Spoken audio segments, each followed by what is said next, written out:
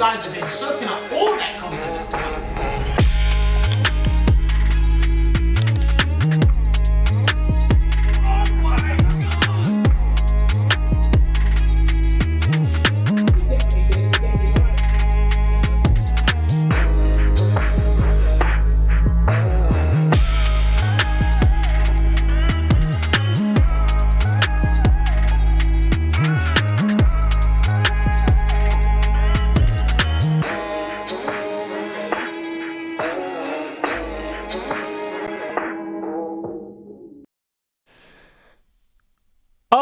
Everybody, and welcome back this week to another episode of Sex. The Street Fighter 5 arc has been concluded. We are now on the Street Fighter 6 arc. We're starting with the demo gameplay. I'm going to keep reiterating that. Street Fighter 6 demo until June the 2nd when the game is officially released. 2 guys from around the world pit them in the ring to play a first to 10. Obviously, of course, in the new title for Street Fighter. I'll be your host once again this week, Jammerz. And alongside me, we have a returning guest, my buddy from across the pond. This guy puts in so much work and he has luscious hair. He's with us and we've done a tag team. We've swapped it out. There you go. It's Rynge. He's back. And there's that other guy who decided to ditch us last week and he's back. Olvaha, talk to me. How you feeling? I have a really good explanation for that. My voice with the flu, I was completely out of it. I did not have a voice for like 3 days or something. I'm finally starting to get back to normal, sounding like a normal human being. And second of all, I'm really glad to be here with you guys. It's gonna be Street Fighter 6. It's the first episode of 6 for me, and couldn't be more happy to be here. That's like, you know what, when you said like, I lost my voice, you sounded like a person who didn't get the changes for their character they wanted for like 7 years. I got nerfed. I didn't get nerfed. A voice, but no, it's great to have you back. I got adjusted. Talk to me, Rynge. How you feeling tonight? Or today? Man, I'm starting to feel the electricity, bro. I've been trying to keep myself cool, calm, and collected. You know what I mean? It's still a little bit less than a month out. I've been trying to just relax, live my life, but now it's starting to creep into my mind every second of every day, bro. The 6 is on the horizon. The sets is here. We're already running between top players. I can't wait to get to it, bro. See, now, I love that Rynge brought up live your life. People, do that while you can, because when June 2nd's hit, you're not gonna have any sleep.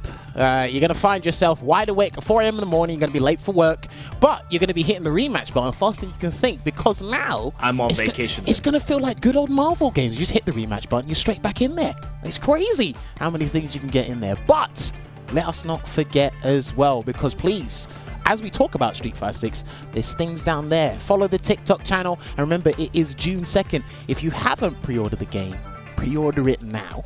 Or I should say, okay, I got another thing. Let me convince you. We showed you already. Richard, roll the trailer that you guys rolled out last night, because there is something. You guys asked, apparently they listened. There's a thing called an open beta. Never heard of it before. Never ever heard of it before. I got invited to a beta. I got invited to the party. You didn't. But apparently they've opened it to the floor.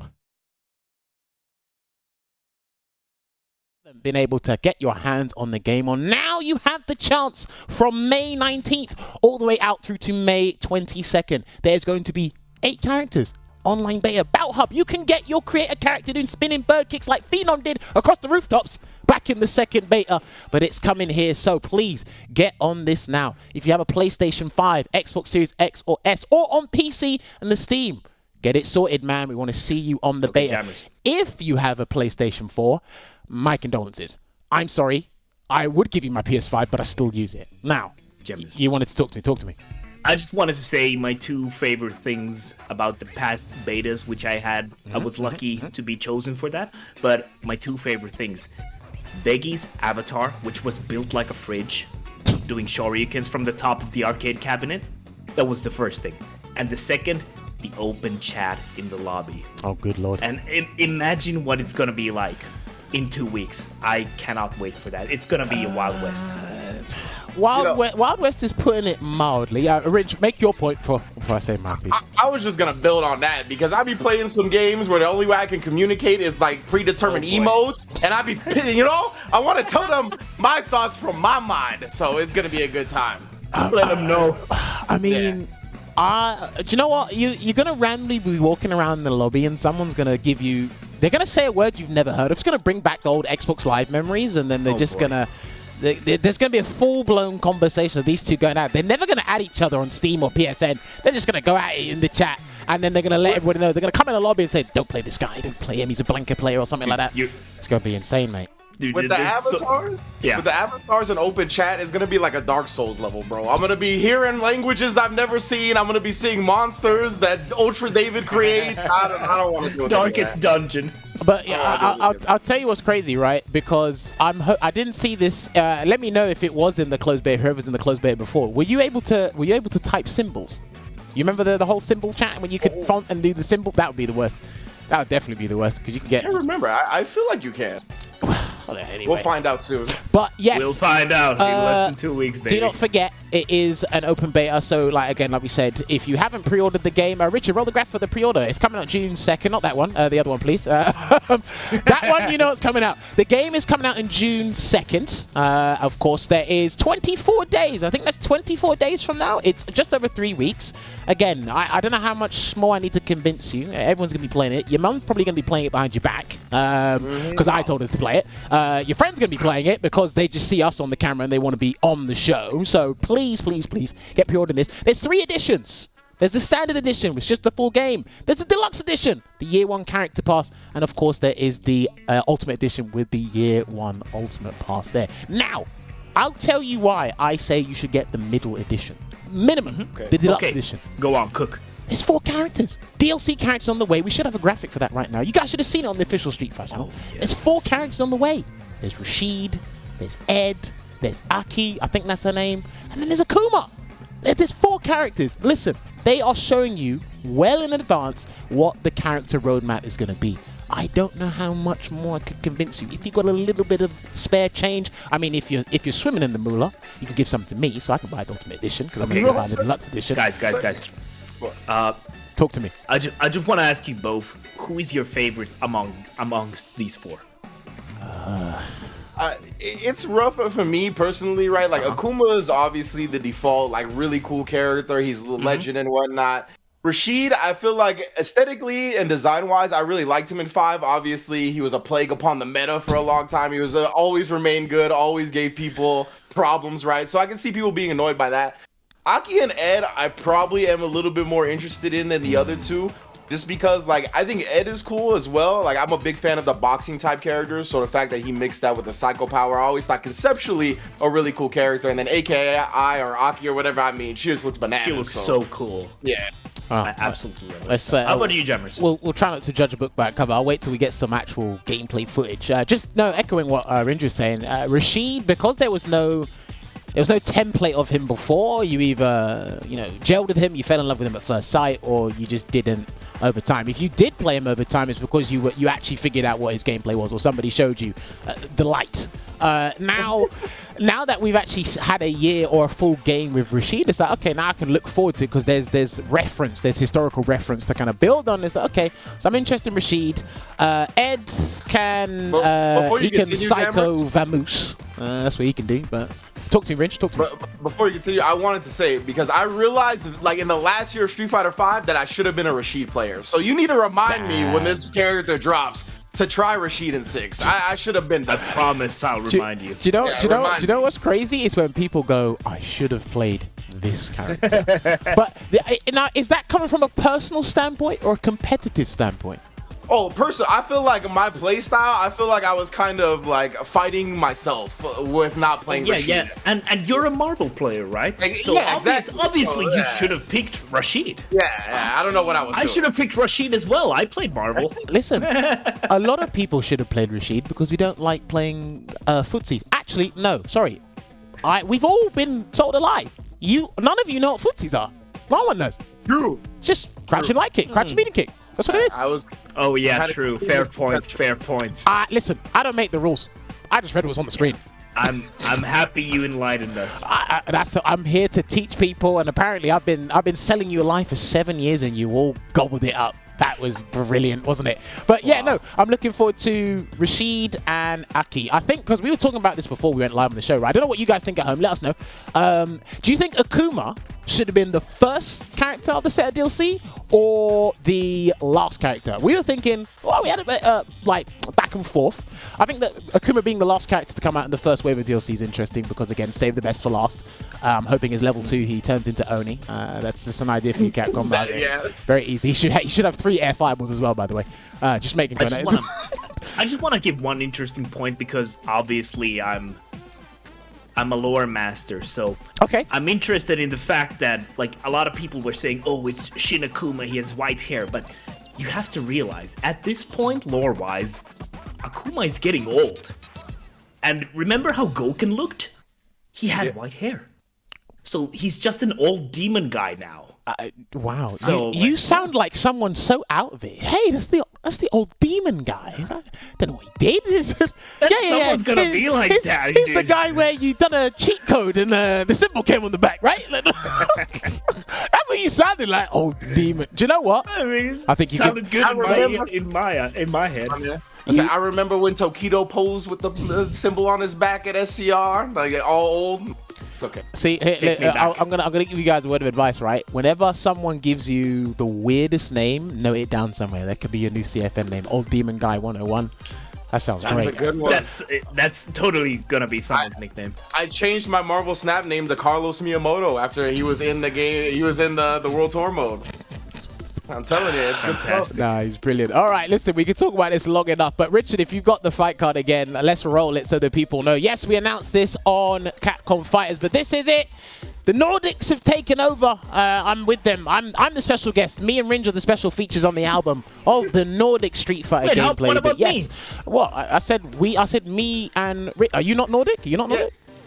Oh yeah, true. Oh, Fair point. Get off the show. He didn't even catch on to the joke. Okay, I'll get my coat. Anyway, right. The 00 Nation boys have come to take over. We have Phenom, first time on the show since 2 years, since the inception. Because Phenom was actually our first guest. Now he makes that return after 2 years, just over 2 years. Going up against, that guy on the right. You might have heard of him. He plays Balrog. That's right. He plays Balrog. That's what I remembered. Anyway, Olvaha, what'd you think of the show tonight? Balrog player versus Phenom, what'd you think? I just want to say that these guys are some of my favorite people in the community. I absolutely adore them. And they're great players, and they're great people, so we're in for a great time. And their chemistry is unmatched. It's one of those dynamic duos in the FGC. I mean, I heard one ignores the other. Rynge, what about you? That's the best part. That's why it's so good. Talk to me, Rynge. What about you? I'm definitely looking forward to these two obviously duking it out. I feel like they grinded the whole time with Street Fighter V, right? So I'm glad to see them kind of continuing with Street Fighter 6. I'm excited to see how quickly they adapt to the game. That's always something I look for in players that are transitioning from one game to another in the series or even out of this. Just considering how much time and grind they put in, how quickly they're going to get good in this game, right? And I think they both have strong fundamentals with the way they play the games, right? So in my opinion, they should be having an excellent display fairly quickly.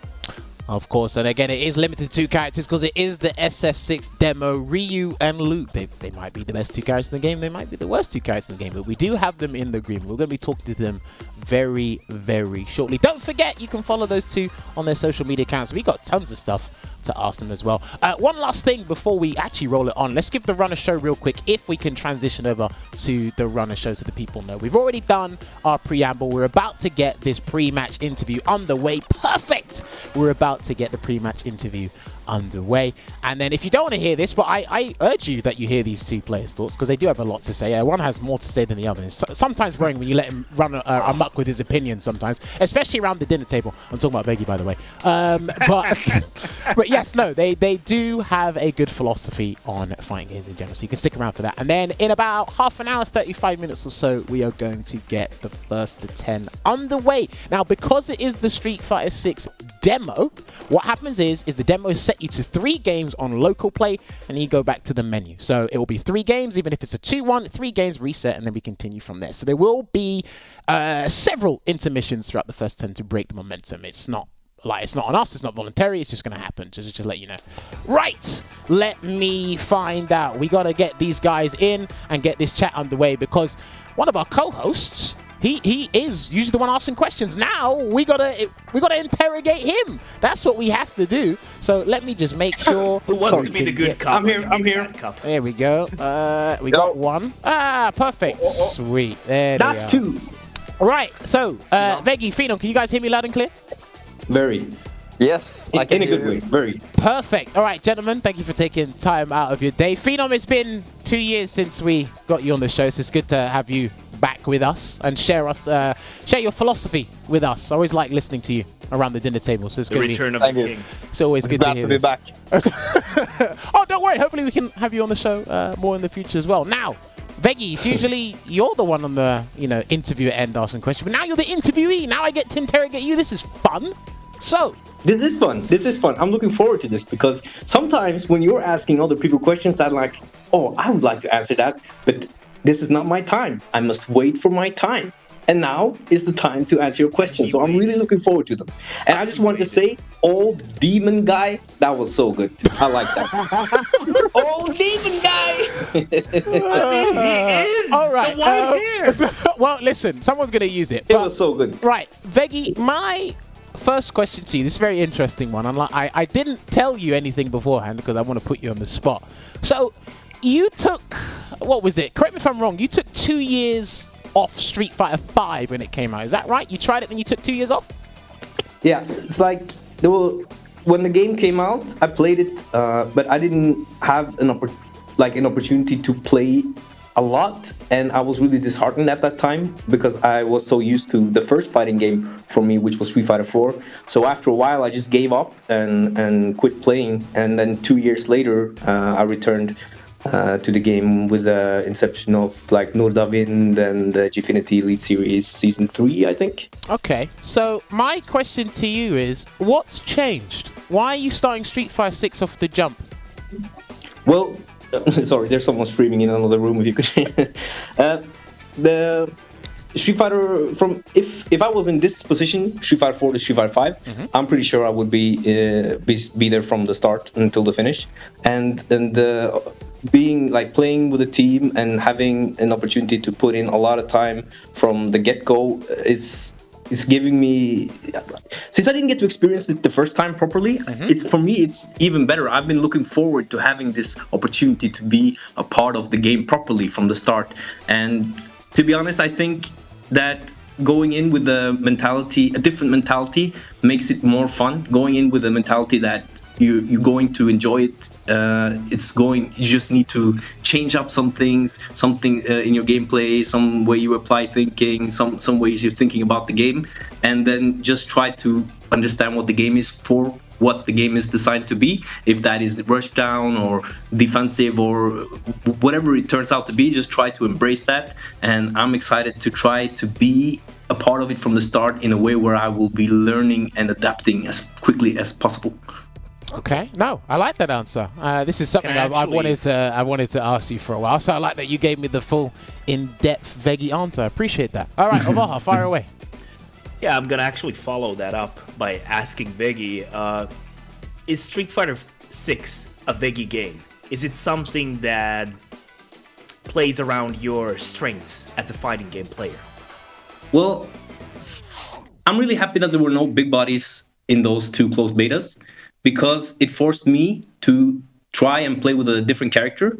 And when I landed on Luke, mostly because of his crouching heavy punch anti-air was a really reliable and an easy answer to jump-ins, I realized that you can actually play that gameplay style that I enjoy with Luke, and it looks like you can do it with like most of the characters, like Jamie with a standing medium kick. I felt like every character could be played in the way that you want to play when you decide how you want to use your drive gauge. So if you want to be like with punish heavy, you can use drive gauge to extend on that. And if you want to be defensive, you can use drive gauge to extend on that. So I feel like more playstyles will be viable than before, because you can use the resources can be used in so many ways. So you can design a game plan based on what you like to do. I mean, it might turn out that it's going to be one style that's most efficient, but right now I'm thinking it's looking like you can really experiment with all the tools you get. So yes, for me it is a game that I can play the style I like to play, and I hope that game. yeah. Okay. Interesting. good. No, I like that. Let me ask a question to Phenom before we hand over to Rynge. Hold on, bro. Wait. Oh, what? You want to ask your question? I want to ask Veggey something here. Okay, go for it. Because I'm looking for a clarification, number one. So you tried Street Fighter V when it first came out, and you just didn't gel with it like that, so you took a break? Is that my understanding? Or was there like other extenuating circumstances that prevented you from playing it? Well, the main thing at the start was that I was in a new relationship and we had a kid, and I So worked. it was like outside forces, not Yeah, necessarily. so in addition to then not being motivated at that time to play the game, so it just all kind of became this one thing that made me not continue to play. So I see, it's a mixture of things.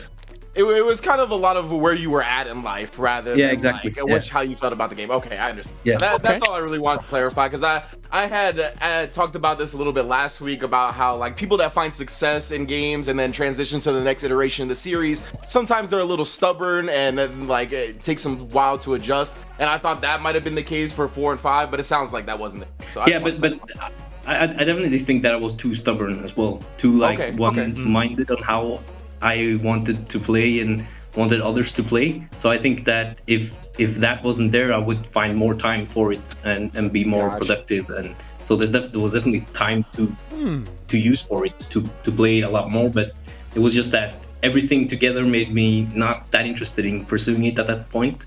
But later, when there was more time opening and I really wanted to be a part of it, because I was watching the scene from the sidelines, and it was fun to watch, like the tournaments, the hype and all of that. So that made me want to come back into it, because I wanted to be a part of the circuit or the scene. I felt like I did. Yeah. Wow. Yeah, look how that turned out. That was brilliant there. Right, now, Phenom, your turn. I've wanted to ask this for a little while. So I imagine you've been keeping up with all the new footage that's been recently released for Street Fighter 6, all the characters and CPU footage, right? Actually, no, I haven't. Okay. I haven't watched. I only watched some Twitter clips, but I haven't gone and watched the whole videos. But I've seen like Zangief's SPD damage, and I really hope that I don't get hit by that. So yeah.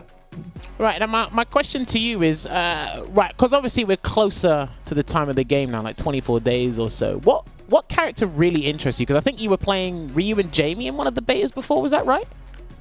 Yeah, I think out of all the characters, I think from the non-beta characters, Cammy looked pretty interesting, and I think I will try her. I have a feeling that she will be pretty good. But if I end up in like a character crisis where I don't really know who I want to play, then I think Luke is a pretty safe pick. I think Luke is good. I don't know why. I remember in the closed beta days, people put him low tier, which is I think is a little bit strange. I think he's very strong. You know what community you're in? We're full of strange people. What are you on about?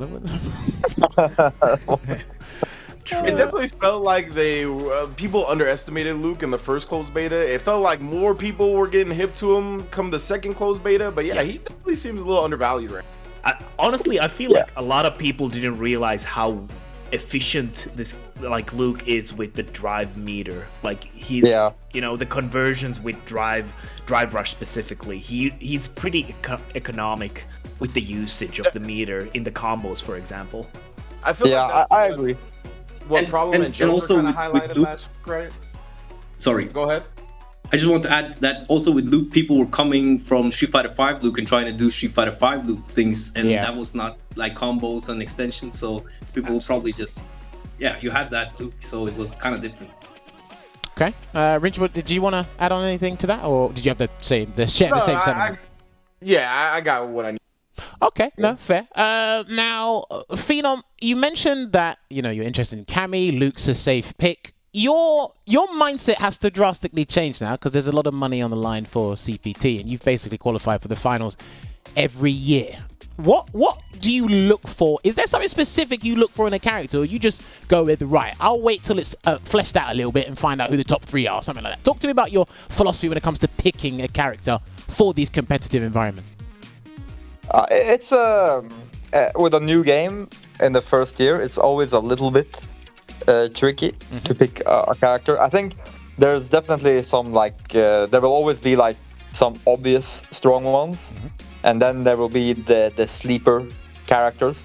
I remember when SF5 just came out, Guile, when he was released as a DLC character, he was like slept on for a good 4 or 5 months. I remember until people realized that this character is kind of broken, and then so it's always like that in the first year. But for me, I think I try to understand the game system as good as I can and understand which character benefits the most out of it. Like for example, when Olvaha mentioned about Luke not needing to spend a lot of drive bar to get good damage, I think that will be an important thing.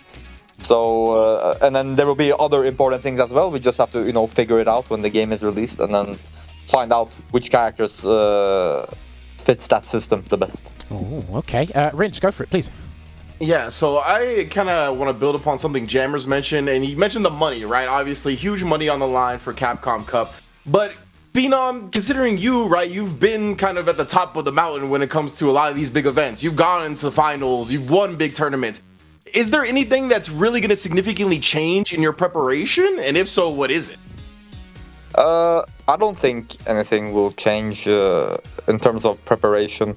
I think people are gonna. I mean, speaking for myself, I will kind of do what I always do, which is play with the best players I can find in Europe. Go to tournaments, practice with the best players I can find in the tournaments, and then just improve like that. I think that's the best way to do it. Okay, interesting. Now, I've got a question for the both of you. I'll get Veggey's opinion on this first. Obviously, it's a couple months away, or should I say maybe over a year away or whatnot, the CPT finals. Do you think there's going to be a point where, how do I articulate this? Right, the players are going to be short on time to find out the meta, the most effective thing available? Because again, if you miss a day or you're picking the wrong character, you could reduce your chances of being in the money to win $1 million. Do you think there's going to be some sort of blip in progression when it comes to the players learning SF6? Or do you think it's just going to be like, we're just going to learn from each other and maybe the best 32, 48 players like get into the cup, something like that? I think that's a hard question to answer. I think some players will use a lot more time than others, and some players are more versatile, like Phenom, who can swap more easily, has kind of more built into his foundation, so that is more, if he needs to do a switch after 2 weeks, he can do it a lot better than I could, because I have less experience with a general roster, as I've played more of one type of character. So I think that would be a little bit different from each player. But I also think that in general, you might miss out on doing well if you pick a character that doesn't fit you well in the beginning, or that if you're not really understanding, as you say, the meta that has been developed, since there is tournaments like Evo 2 months after release. Yeah. So if you then figure out you have to swap after 6 weeks, you might be at disadvantage there. But I think that you just have to take it all as experience, and then try to remember that if you just stay on it, you will get back with the switch that you have done, so that you will be able to show what you got at a later time. But I definitely think that in the early tournaments, some form of luck with your early pick will help or not help you, depending on which side of the coin you land on. Okay. Actually, hold on a sec. Phenom, what about you? Do you think you have that significant advantage because this is your occupation, in terms of you can flesh out the game and develop a meta, while people like me can just steal your tactics and probably overtake you? I think I'm not sure when the CPT finals is gonna be, but if there is less time than the old, if it is less time than last year, then it's probably gonna be a mix of maybe a little bit of luck with which character you pick and how strong that character ends up being, and maybe a little bit of luck in the sense of when you peak. Maybe you'll peak early and do well early, and then fall off during that period when there's the finals, or maybe you'll have a rough start and then you'll qualify, and then you'll qualify at the end, and then you'll peak just at the time of the finals, kind of thing. So I think it's a lot of variables that comes to that. It's kind of hard to answer. It's hard to give a simple answer to that. Oh, listen, sometimes I don't ask simple answers from you guys because, again, we can go in depth about this stuff. But I feel like even the other people that pick up the character can kind of bring that into the equation, right? Because there's some players that are really good at creating strategies or creating tech that might not necessarily perform super well in tournament, but if you're a player of that character and they're fleshing your character out for you, I mean, you're going to be a beneficiary of that, right? Yeah, so like exactly. Kind of the thing that Jammerz alluded to. So yeah, I think, for example, if I pick like the same character as, say, Tokido, then I can kind of just get more information. Like if he plays a character and other top players play the same character, then I can level up faster with that character as well, if that makes sense. Yeah, of course. Yeah. Anyway, sorry. Oh, okay, no, that's interesting. Yeah, sure. Now, before Olvaha gets onto his question, I see people in the chat talking about meta. Meta is short for most effective tactics available, or most effective thing available. If you've never heard of it before, hopefully you learned something new today. Right, Olvaha, is that actually the acronym? Oh, did no one know? Oh, That was a nice. Okay, That was nice, Jammerz. That's what I was taught. Anyway, Olvaha, please. Man. Yeah. Makes sense. Well, we were talking about meta, so, and both of these guys are super insightful. They have a good hunch about what's strong and what's not strong, in my opinion at least. I wanted to ask both Phenom and Veggey specifically, what are their thoughts on what's gonna be strong at the start of the game? So we can start off with you, Veggey. What characters do you think are going to be strong at launch? At the launch, I think characters with a lot of things that you need to learn, the things that we refer to as gimmicks, like things that aren't really real, but once you have seen it enough times and learned how to deal with it, they become a lot worse. So I think at launch, like the first week or maybe even two, a lot of these characters are going to feel really impossible to deal with. And then as time progresses, you will just realize that this wasn't really that good after all, because you have this and that answer. You just needed to see that move 400 times before you were got used to it.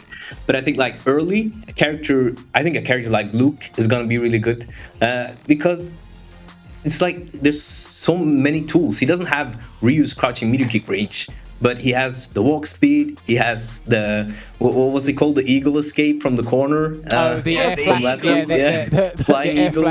He has flying eagle. Yeah, he has like low cost, high damage with high corner carry combos, and I feel like you can just play him in whatever style you want to, and he will still be strong. So if you need to rush down, you can maybe overspend a bit on the drive rush bar. I mean the drive bar. And if you need to stay defensive, you're not bound to your drive bar. It feels when you're playing him, because the combos are so good with just like one or two, depending on like where you land the move. So I think a character like Luke will be strong pretty early, and then for a long time, but very early characters with things that you need to see a lot, like Zangief. Even though I think when I'm seeing Zangief footage now, I'm thinking he's going to be good in the long run, but in the beginning he's probably going to feel really overwhelming to a lot of players with the damage and the drive rush and the things that we're seeing in the content videos that have been released lately. And I think, but yeah, so the characters with things I refer to as gimmicks, things that don't really work when the people have the knowledge, will be very good in the beginning. So I would, if I wanted an early win, I think I would try to learn a character like that. But I'm not very good at playing those kind of characters, so I'm just not going to do it anyway. But if someone else is good at it, completely definitely do contradicted it. his whole. Yeah, I mean I did, but I mean if you're good at like overwhelming and stuff, I'd say go for it. But I just don't know how to do that. So. Yeah, you just do a 360 and just hope for the best. Anyway, how about you, Phenom? Yeah, what about you, Phenom? I agree with a lot of what Veggey said. That's kind of usually a part of how it goes. I think generally, if I have to like simplify it, then maybe more characters that leans toward aggression are usually maybe better early on. Maybe zoners take a little bit time to flesh out. Mhm.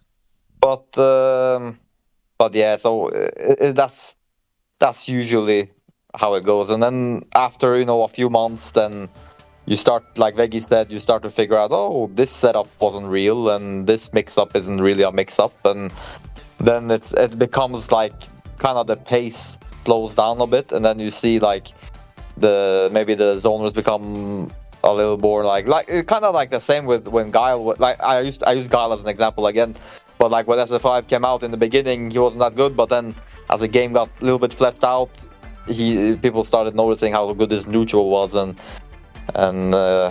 yeah, so like in the beginning it's very aggressive characters are strong, and then maybe as time goes on it becomes a little more like neutral based, and then the tiers might change a little bit, maybe stay the same a little bit, maybe change a little bit as well.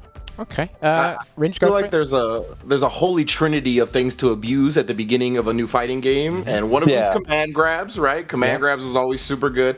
The high mobility gimmicks like Kimberly, kind of like what Phenom is talking about and what Veggey's talking about, and the third for me is armor, and I think that's where we're going to see a lot of Marissa. I think all those three things are very effective at the beginning of fighting games. You were talking about getting used to stuff, Veggey. Drive impact in general is something that's gonna, like, if you want to climb ladder in week 1, get used to reacting to drive impact. I promise that if you could reliably do that, that's gonna shoot you up the ranks very quickly. Here's the thing, right? So He's cooking. I think Marissa can break the drive impact because she's got armor breaking moves, right? Yeah, exactly. So that's what I'm saying, bro. That's going to be interesting. I think Marissa's going to do damage week 1. You heard it here scared. first. I've called it. Anyone you play online, someone's going to rage quit because you drive impacted their drive impact. You're going to do it, and you're probably not going to hear them. You're not going to hear them. You're going to hear a new sound. Something's going to happen. Can I just add on something to that? It's too iconic. I know.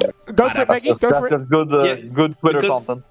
I think that if you run into someone that just kind of abuses the things that you think shouldn't be used and you struggle with it, I think instead of getting mad that you run into this person, invite this person and play this person so much that you actually start to just react to all of the fake stuff. So I think instead of getting mad early, just try to farm as many games as you can against people who are going ham. That's part of fighting game growth, bro. It is, right? Do you know? Yeah, do you know what don't it think is? about the loss. Don't be like, oh no, I don't want to lose to this guy. Hang on. Rinse that guy. Here's the thing, right? You say invite them after you lost. You know, some people literally run like the wind after they beaten you, right? And they'll never face you again. I'm good, bro. Yeah, they'll never do it again. That's a good point. Listen, anyone who's witnessed the online experience, and I know Phenom's done that like 10 times over. The online experience in Street Fighter 5, you beat someone or they beat you, you invite them, and they just magically disappear. They stay on the menu for about 3,000 hours. I gotta go to work.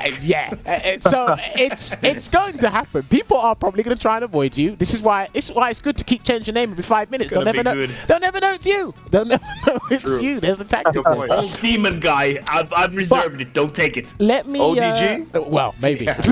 Let me ask you guys this question now.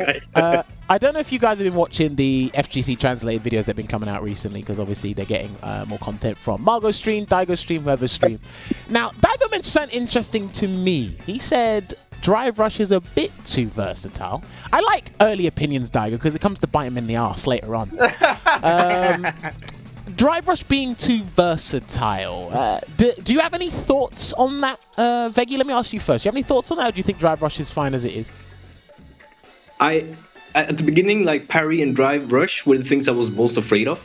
But I think it is really fun to play with the mechanic. But I think if I was to agree, it would be more like if you just do a crouching medium kick and drive rush, and either if it's blocked or hit, you're still rewarded. That's the only thing that I can think of personally, where I think it might be a bit too versatile, since you don't get plus frames either way. So why not do it?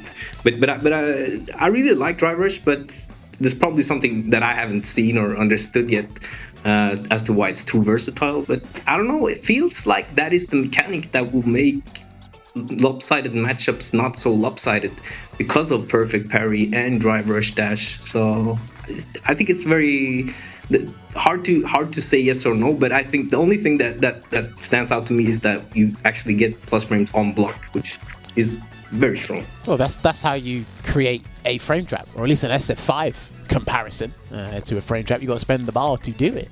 So Could have fooled me.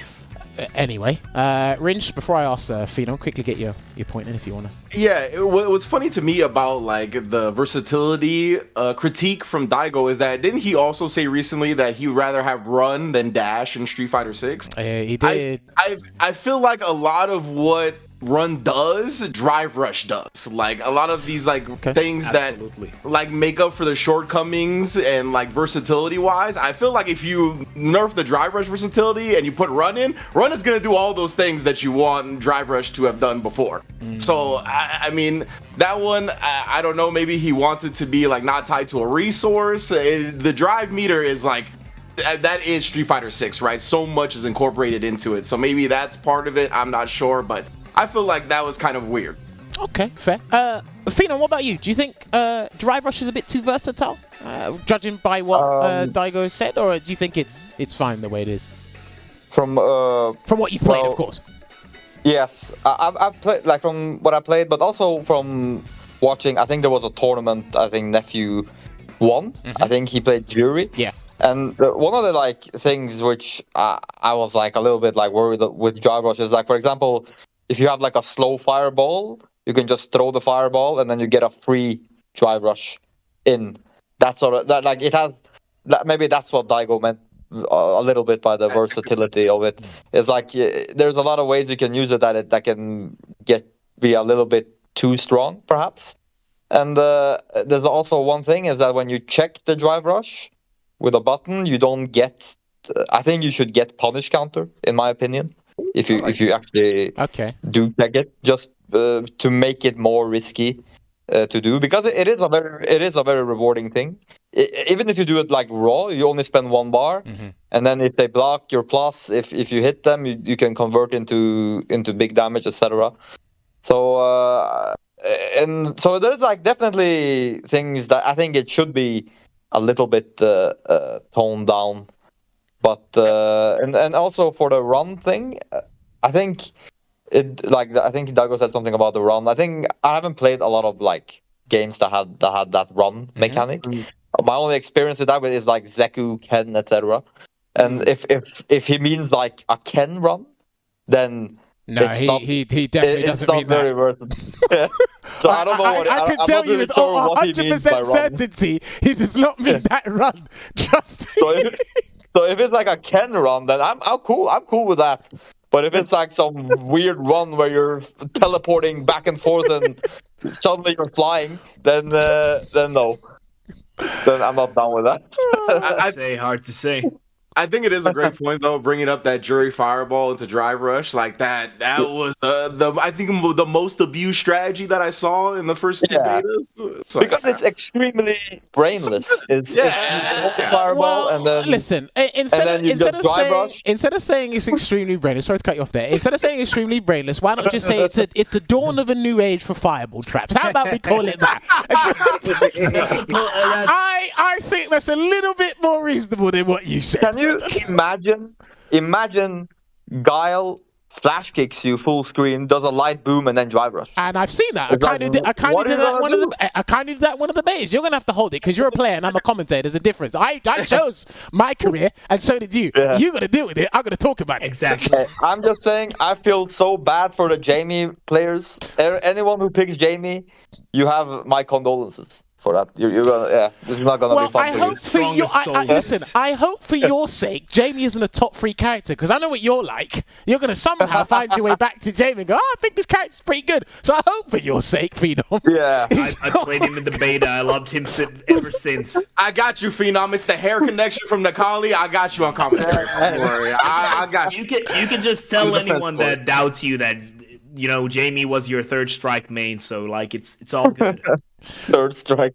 Right, now, on that note, because we have hit the hour mark, because I'd love to keep talking to these guys, but we'll save more of these questions for after the first 10. We're going to take a 5-minute break, and when we come back, we're going to get Phenom and Veggey in their lobby, or their local play, I should say, for the first 10. Don't go nowhere. We'll be back with you very soon.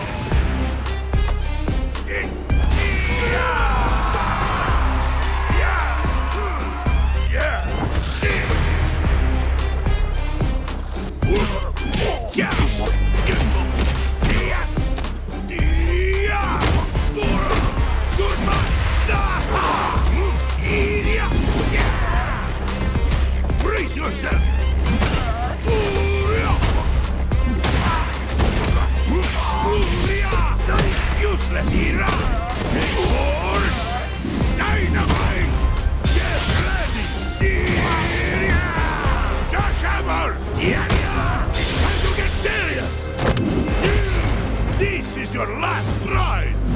Let's go! My beautiful body is built better!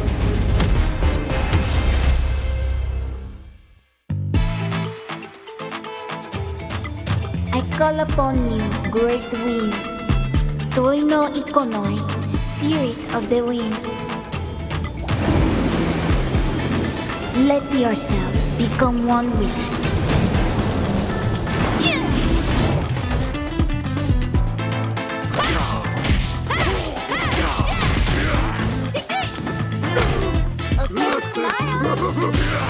Good stuff! Wings! Go! Here we go! Just for you!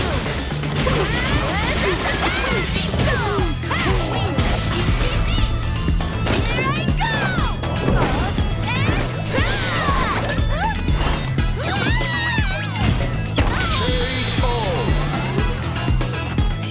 The voice of the spirit, only I can hear it.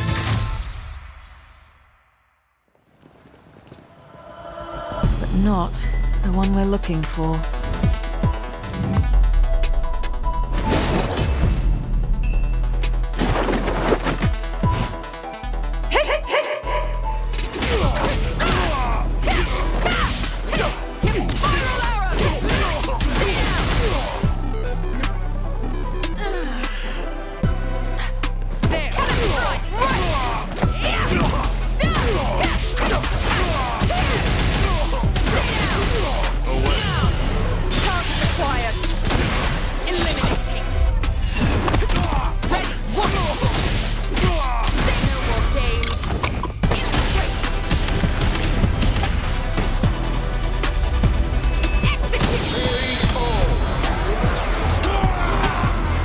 Another mission awaits.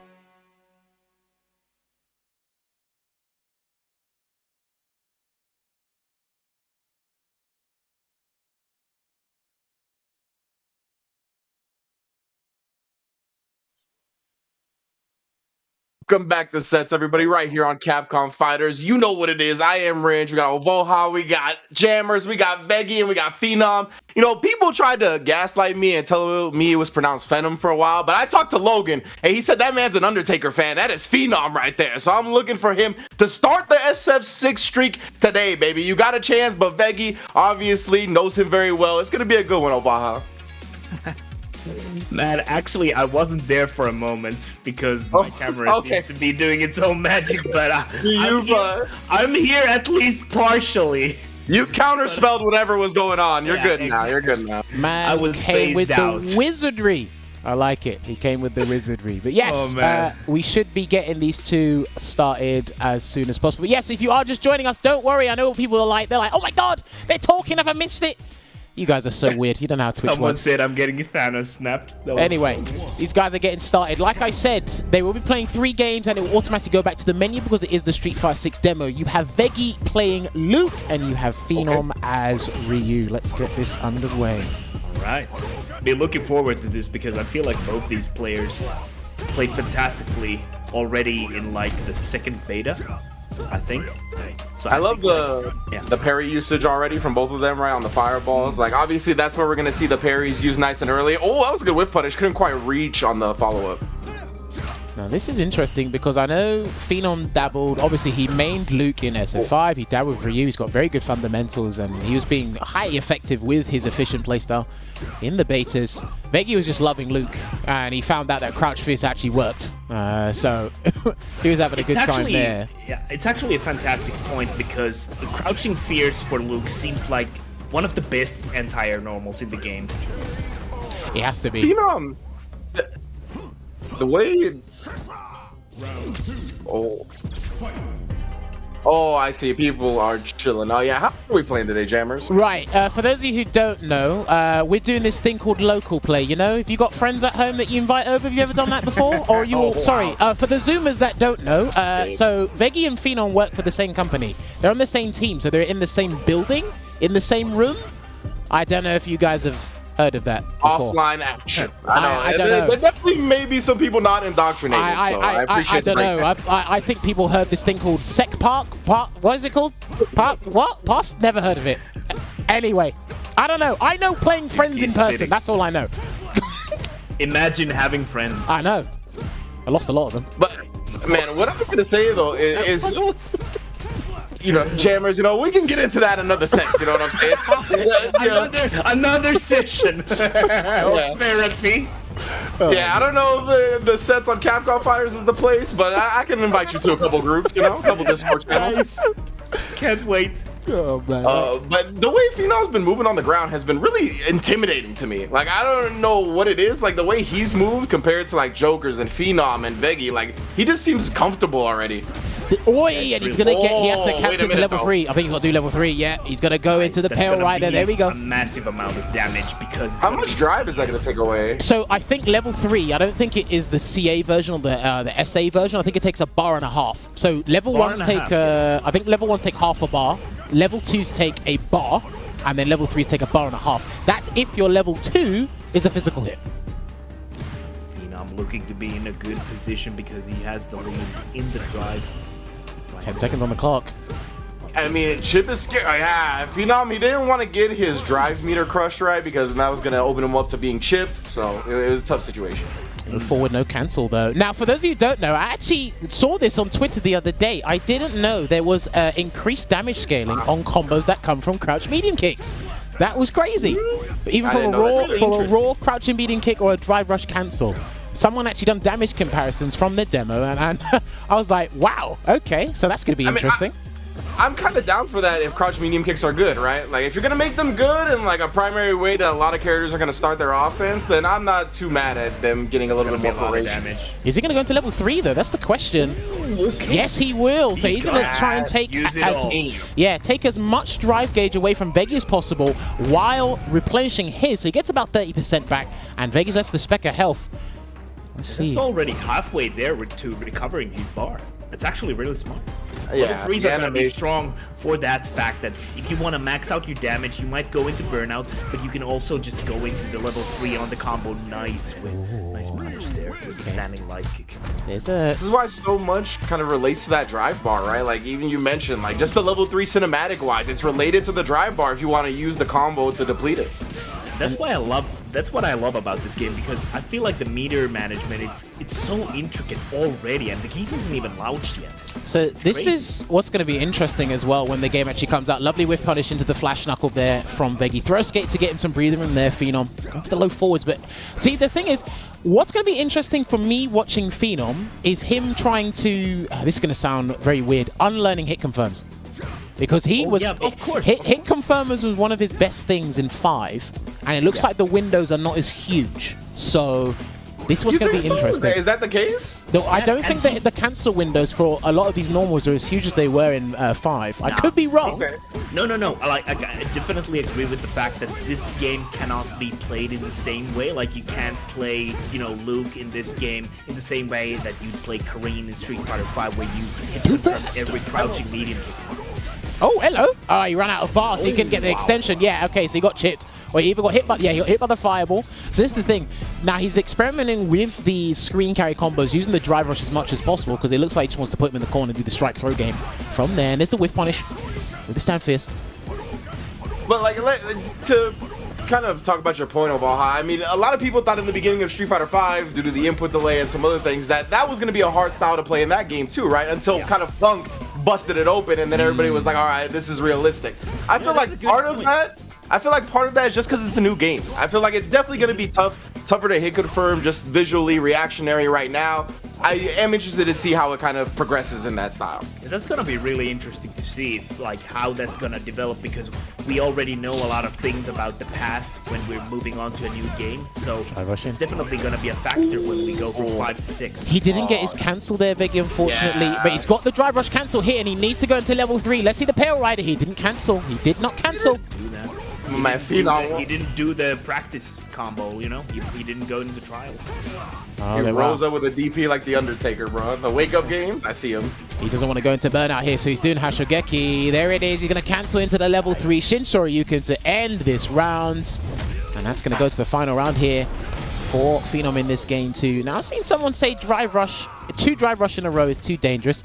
The argument to that is, and people need to get this in their mind as soon as possible, it doesn't matter what you spend. If you can defeat the opponent or get the round by spending whatever, your argument is irrelevant. I get what you're saying. It's like, okay, something feels too expensive, but there are benefits to spending here, whether it's corner carry, Oki situation, or just raw damage. But if your combo just wins you the round, all arguments are out the window because dry gauge doesn't carry over. The end of that last round where it had Phenom just kind of pressuring with the low forward Hashogeki, it reminded me of trying to chip somebody out, but there wasn't any chip yet, right? Because the drive was still there. But you still don't want your drive to get depleted like that. So I think it's interesting that it kind of adds a chip element without it actually being chipped. Can we just take a moment and appreciate the screen control Phenom had there for 30 seconds? That was immaculate space. Oh, what a jump! Oh, do you know what? He already committed to the eagle. Flying eagle, shout-outs to Joker. Oh, man. Already got him! Reacted! And do you know what? That is 100% legit, because if you use Donkey Kick as a footsie tool, it's got a lot of startup, so you can catch it. Can he get the Oki, though? Dude. He's going to wait. Not only modern players. Not only modern players. Oh, there we go. Uh-oh. Oh, and there it is. He got baited there. That's another interesting thing that's going to be cool to watch about this game. It's how people actually defend themselves. Your reversal takes 2 bars of your drive gauge. Throw tech, it could leave you in a perilous situation, but there's more throw recovery. There's tons of things. Going to get the overhead conversion. But that's the plus frame meaty. Yeah. Exactly, yeah.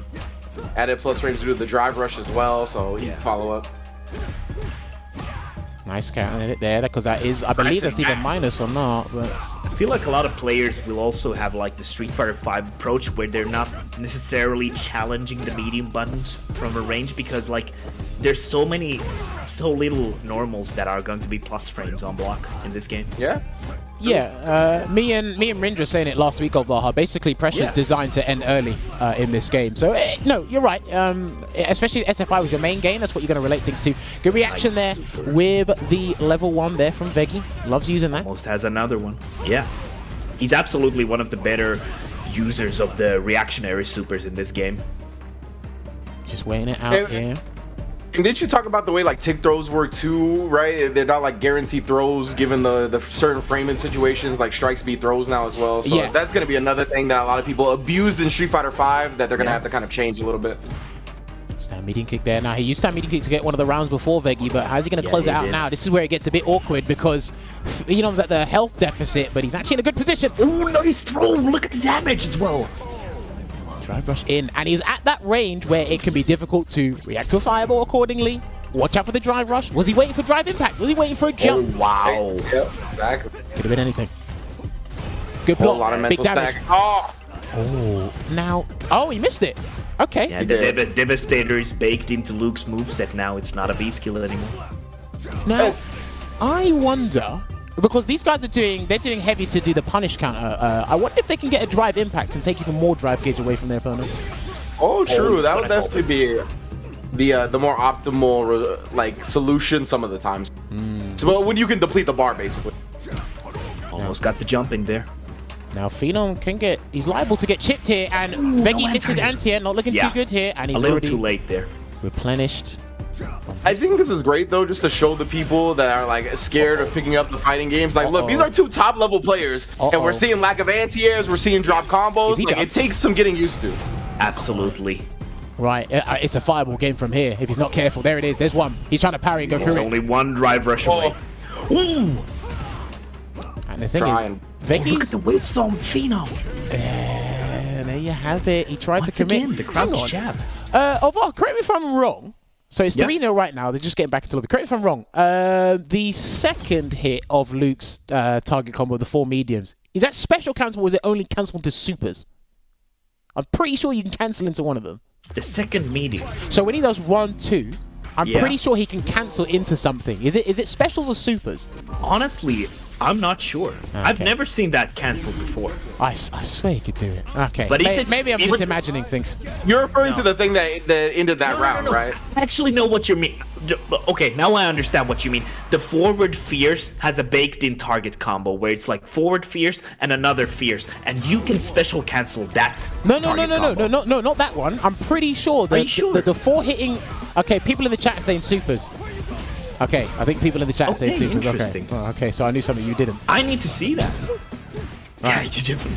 I thought because I've only heard people talk about it. I know you've played Luke. Wow. So. Jammerz, you can check yourself on the FAT app. I don't know. I'm doing my job. I don't know if you noticed. Oh, nice low forward. Goes to Satsu. He's too far. Oh, I love it. He goes for the combo. That's actually really strong because you don't have to be strictly in the corner. You can drive rush into the corner and you still get a combo with Ryu. Oh, and he got it. Is that a frame trap? That looks like a frame trap into the EX Sand Blaster there. Good stuff there from Veggey. Solid. And so stuff like that will work, especially because we talked about how a lot of these normals don't have a lot of plus frames, right? So people are trying to press back fairly quickly. There we go, drive rush in. He tried to get perfect parry there. So it looks like, Veggey's trying to react to the green dash with the parry. That means he's opened to get a thrown. For sure, but I think it's just a cool answer that we haven't seen a lot already, right? Green means go. Yeah. Well, I was actually speaking to Richard, the community manager, about this a couple of days ago, because people are drive rushing, but they're not doing drive rush to bait things. And I said it will probably be a little while before people actually start using it, because drive rush means you're going forward to do something, not you're doing something to stop. So yes. Okay, and it's gonna take you playing against someone that's good at stopping the raw drive rush, right? Then you're gonna like start incorporating baits and different things. Veggey's on his way to win this round, but one hit for either of them. So if Phenom gets a conversion to level 3 now, okay, never mind. Veggey put himself in burnout voluntarily, but he might get the round. That's gonna go under. Yeah. And no punish. That's actually kind of awkward to punish because he slides so much forward. Can Ryu not do level 1? I think level 1's good. You probably can, but like you need to be used to seeing that. I think so. Shoulda, woulda, coulda. Anyway, that's the round done. Yeah, right? Absolutely. Yeah.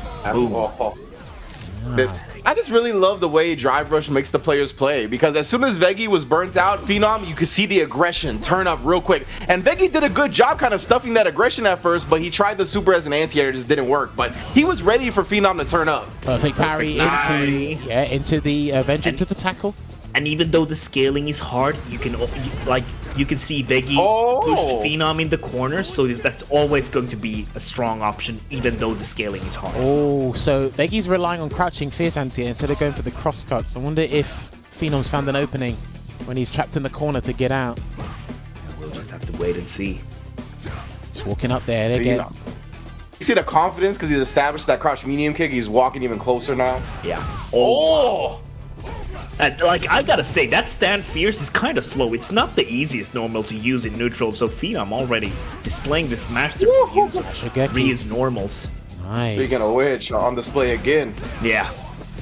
And he tried to go for he tried to go for the drive rush conversion there from Veggey because again, like I said, Luke's got some really cool conversions. They're satisfying to do as well. Not gonna lie. Absolutely, but also Rio. Like, I just love how much they give him flavor in this game. He has so many different combo routes now. There's been no drive impact by itself yet. They've only done it from a button, these two, and Veggey's in a dangerous position, so he needs to do something. I don't care if it's level 2 or anything. Get out of the corner. Yeah, he's almost gone on the drive bar too. You don't want to get burnt out. My God. I misses I think he missed the DP. Okay, just got blasted in the face. Yeah, maybe Phenom was expecting Veggey to wake up with the DP. I thought he was gonna meaty him just to burn him out immediately. Oh, but that's an interesting scenario actually, Rynge, because that's the risk you take. Right? If you go for the meaty, do you want the drive gauge, or are you gonna bait it to get even more damage? Oh wow, okay. You give me something else to think about. Bro, I'm telling you, the drive, like, there's so many things that the drive is going to affect decision-making wise that I'm a real big fan of the mechanic. Wake up the XDP, speak of the devil, as we talk about it. Phenom wakes up with that, gets a Denjin charge as well. And it's boss on block. Backs away there. I'm sure that's safe on block, actually. I think from that distance, it looked pretty hard to punish, but I mean, we don't know. I mean, it's Luke with Luke's normals, so I feel like standing medium punch, possibly. We'll just have to wait and see if Veggey's going to be... See, the thing is, you have to remember, these guys, it's not necessarily a tentative approach. These guys take that kind of, maybe passive-aggressive is the best way to describe both of them. Because they'll start slow before they really convert into big damage. And we're looking at something right now. Absolutely. Pressure being applied. Low forward, and he didn't cancel it. Wow. If you're going to do that, you got to...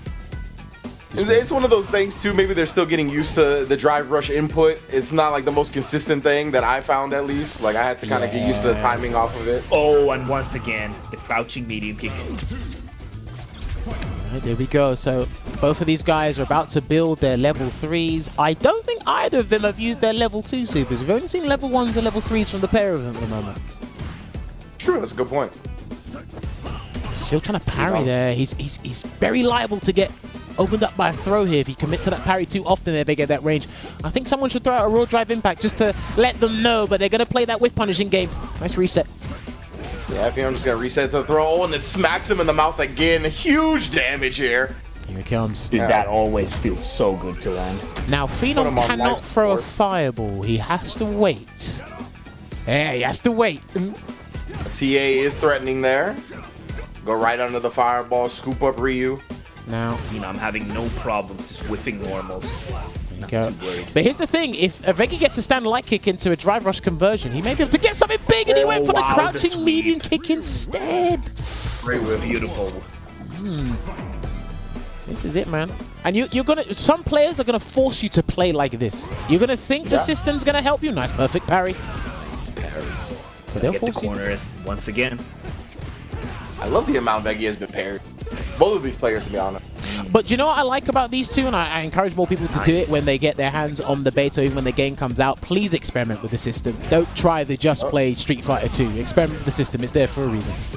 Dude, it's the same whenever you're doing something new. Like, you should definitely try all the crazy stuff. Try what comes into your mind, and not just, try to force online wins in the beta, for example. Because that's not gonna take you anywhere. Like, it's gonna take you way further when you're actually open-minded and not afraid to lose in a beta test, and you're just experimenting the mechanics of the game. I know it's hard to get over, and it's like, it feels personally counterintuitive to not care about the wins and losses, but that's how you get better. It's like, focusing on playing good will lead to wins. Like, it's just how it works. Someone once told me, failure is not the opposite of success, it's part of it. So you do have 100%. to, you have to lose to learn. Yeah, not being afraid to fail. Block. This is big. He's going to spend everything. He's going to put Veggey in burnout. Oh no, he can't do it. All right. He can't do it, but he's going to take as much as he possibly can while he replenishes his drive gauge here. He's opting for a optimize the combo. He almost died. Sending him to a clinic. Well, here's the thing. You would think that Phenom was in the detrimental position because he has no drive gauge, but it was quite the opposite. He had a substantial life lead, and he had him in the corner. It goes back to what you were saying. It goes back to what you were saying, Jammerz, is that like you can spend the resources. It depends on the context of what the combo is going to be at the end, right? If you're going to put them a pixel away from death, then I'm okay with emptying my drive bar. Yeah, and also I feel like that's gonna be a player aspect as well. Like some people are just gonna be better at fighting you when they're burned out compared to some other people. So it's absolutely like a clutch factor as well. How good are you holding your defense, holding your ground? Again, this is it. Veggey's got to be very careful. I know Luke's got good buttons, but again, Phenom's just got a little bit more patience when it comes to that footsie aspect. Oh, I mean, it's not footsies. I've been lying to you. Sorry. That neutral aspect. Yeah, that's the low normal. He was buffering, he was bumping it. You could see him doing it. This is gonna be big. Challenge. Veggey's like, you don't need modern controls for this, baby. We should probably ask them about that as well, actually. Yeah. There's gonna be a lot of chip. I'm interested in the there. wall. He got his own drive meter back though now, so yeah, drive impact less of a threat. Whoa, what a trying throw to break. inch forward for the throw. Yeah, nice break from Veggey as well. What a throw break. And he didn't commit to it. And the throw breaks are really important in this game because you're gonna build more free real estate with the tech because it pushes you backwards more. Oh, he tried, but I think he had the right idea, but it's going to be the game. Wow. Yeah, so Veggey had the right idea. I don't know how often he's practiced that, because that's not easy to do what Veggey did there. Yeah. He definitely did something that we're going to see like a month and a half into the game rather than like week one, definitely. Or, do you know, I probably might boil it down to 3 weeks, because the thing is, people found that tech in the demo. So it's like, okay, you've seen it. It's like, all right, that people might actually try practicing that in the open beta that's coming up soon, or just thinking the character they really want to play, is it worth doing that? Because remember, it was only done against Ryu and Luke, right? Again, look how much people found of Ryu and Luke alone. I think you'll see a lot of that, like you said, about 2 weeks towards the top of the ladder, top of the ranks, and then like it'll make its way throughout the rest of the ranks, like a month and a half, 2 months in. Right. It's gonna be so interesting to see how this game will develop in such a short time. I feel like we're at the point in the fighting game community where like we're evolving so much faster than like previously because like information is being shared much more openly nowadays. Oh yeah, that thing called social media the kids have these days. Oh yeah, you mean the tweeters? I know, crazy, right? Hey man, I would have been a celestial rank at heart, but it was Kai that was holding me back. Kept like that. Yeah, Phenom has been so sick with the sweep whip punish. So Veggey trying to get some space back. He feels the pressure on the drive meter, right? That's why you see the parries coming out. He's not trying to block much. He's careful about how he moves into Phenom's zone. Oh, nice! Well played there from Veggey, and another perfect parry. He might perfect parry him back, but he might get thrown for his troubles. There it is. Yeah, I can see it. I can see it. He was like, you parrying too much, fam. Yeah, good. Back to back. Good perfect parries though from the both of them. They're not afraid to do that because again, if you parry, it opens up the throw situation, which allows you to reversal. It opens a lot of things up, which is really good. And nobody's been greedy about these raw drive impacts towards the corner either. Definitely respecting the reactions. Nice tech on Phenom. Here's a trade. Yeah, next time eating kick. Veggey hasn't he hasn't usually been using lights to close things out here. Oh wow. Okay, so another thing I want to tell the people is that if you're watching this right now, do not expect your online experience to look like this. Like, these are two players that have a lot of respect for each other, that have done a lot of fighting games. You're going to get to the corner, and your online Johnny Donuts is going to drive impact you. Be ready. Drive impact Andy is going to crush you. Yeah, like, do not think it's going to look like this. Tatsu. Dude, these guys have played each other for years now. Yeah. Now the thing is, what is Veggey going to do to get out of the corner? Is he going to do the airborne flash knuckle? No, he's going to get hit. That's going to be level 3. No, he's not going to spend it. Oh. Throw. I can kind of respect that because he had such a good life lead there. Doesn't want to waste it before going to the second round or the third round. Well, you can again, there's still meter management in this game in terms of your supers, whether you want to spend it to get the round or carry it over. But even then, sometimes I think the drive gauge, because things are split now, I think the drive gauge is a huge thing, like Rynge was alluding to before. Yeah.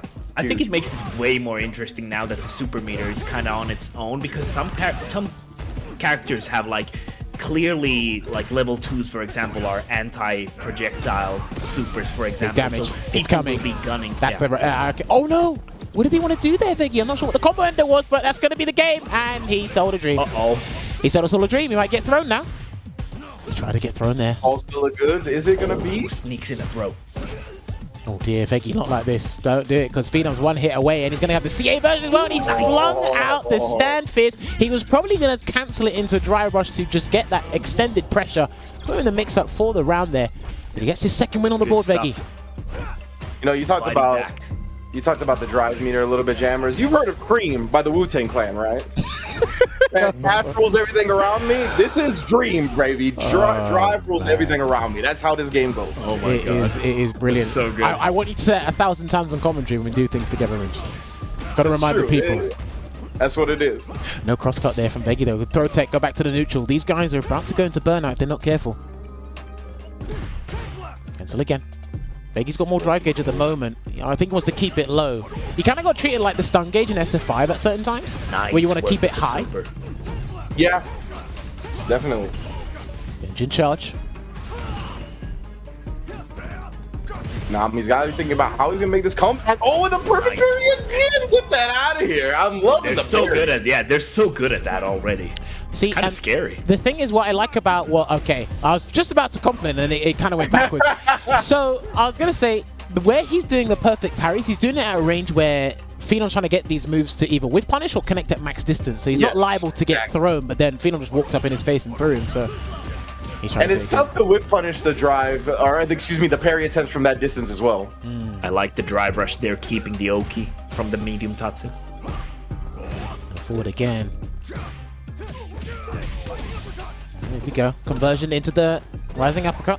Oh, and the crouch fears once again, just working wonders for Veggey. And again, the Phenom, though, is dashing with the throws, catching Veggey's attempts. Oh, now reaching from long distance. Didn't try a drive extension. I don't know if Ryu can actually get that. Once again. I'm not sure if he can get that mid-screen. I'm not sure if he can get his level 1 mid-screen after an EX Tatsu either. Okay. It could be too far, because the EX Tatsu does send you mad far away. So yeah, he doesn't get that from that. All right. Got it. Oh, that should have been big. Punish the sweep. Yeah, that was massive. Massive drop on Veggey's part. I think he wasn't expecting it. He definitely was not expecting it. Oh, wow. I actually like that idea. Yeah. Of the drive impact, just because it's like a longer option, right? You might catch Phenom trying to press a button after that, even if it's a minus situation. Oh, that one looked maybe plus. I don't know. You can see that they're not using drive impact, just, you know, throwing it out there. Not at all. Drive rush cancel. That's why I said the shimmy. Don't expect your games at home to look like this. Absolutely. I promise you, they're gonna dive into the Claymore on you. There should be a disclaimer on the screen, man. Do not go online thinking your opponent's gonna sit here and try to play footsies with you, bro. Respect you. Right, next hit for Veggey will win the set, because he has not win the set. I should say win the game, because he has got level 3 on deck. But Phenom, because he's got the advantageous position here, this could be very dangerous. And he's not trying to do a raw drive impact. That's what I like. He's not trying to do it. The micromanagement on the spacing there is so beautiful. Nice punish there on the flying flash knuckle. Go forward. Hashigeki didn't have the charge, but he's put Veggey in the corner the other side now. That was very quick. I was gonna say right back to where we started.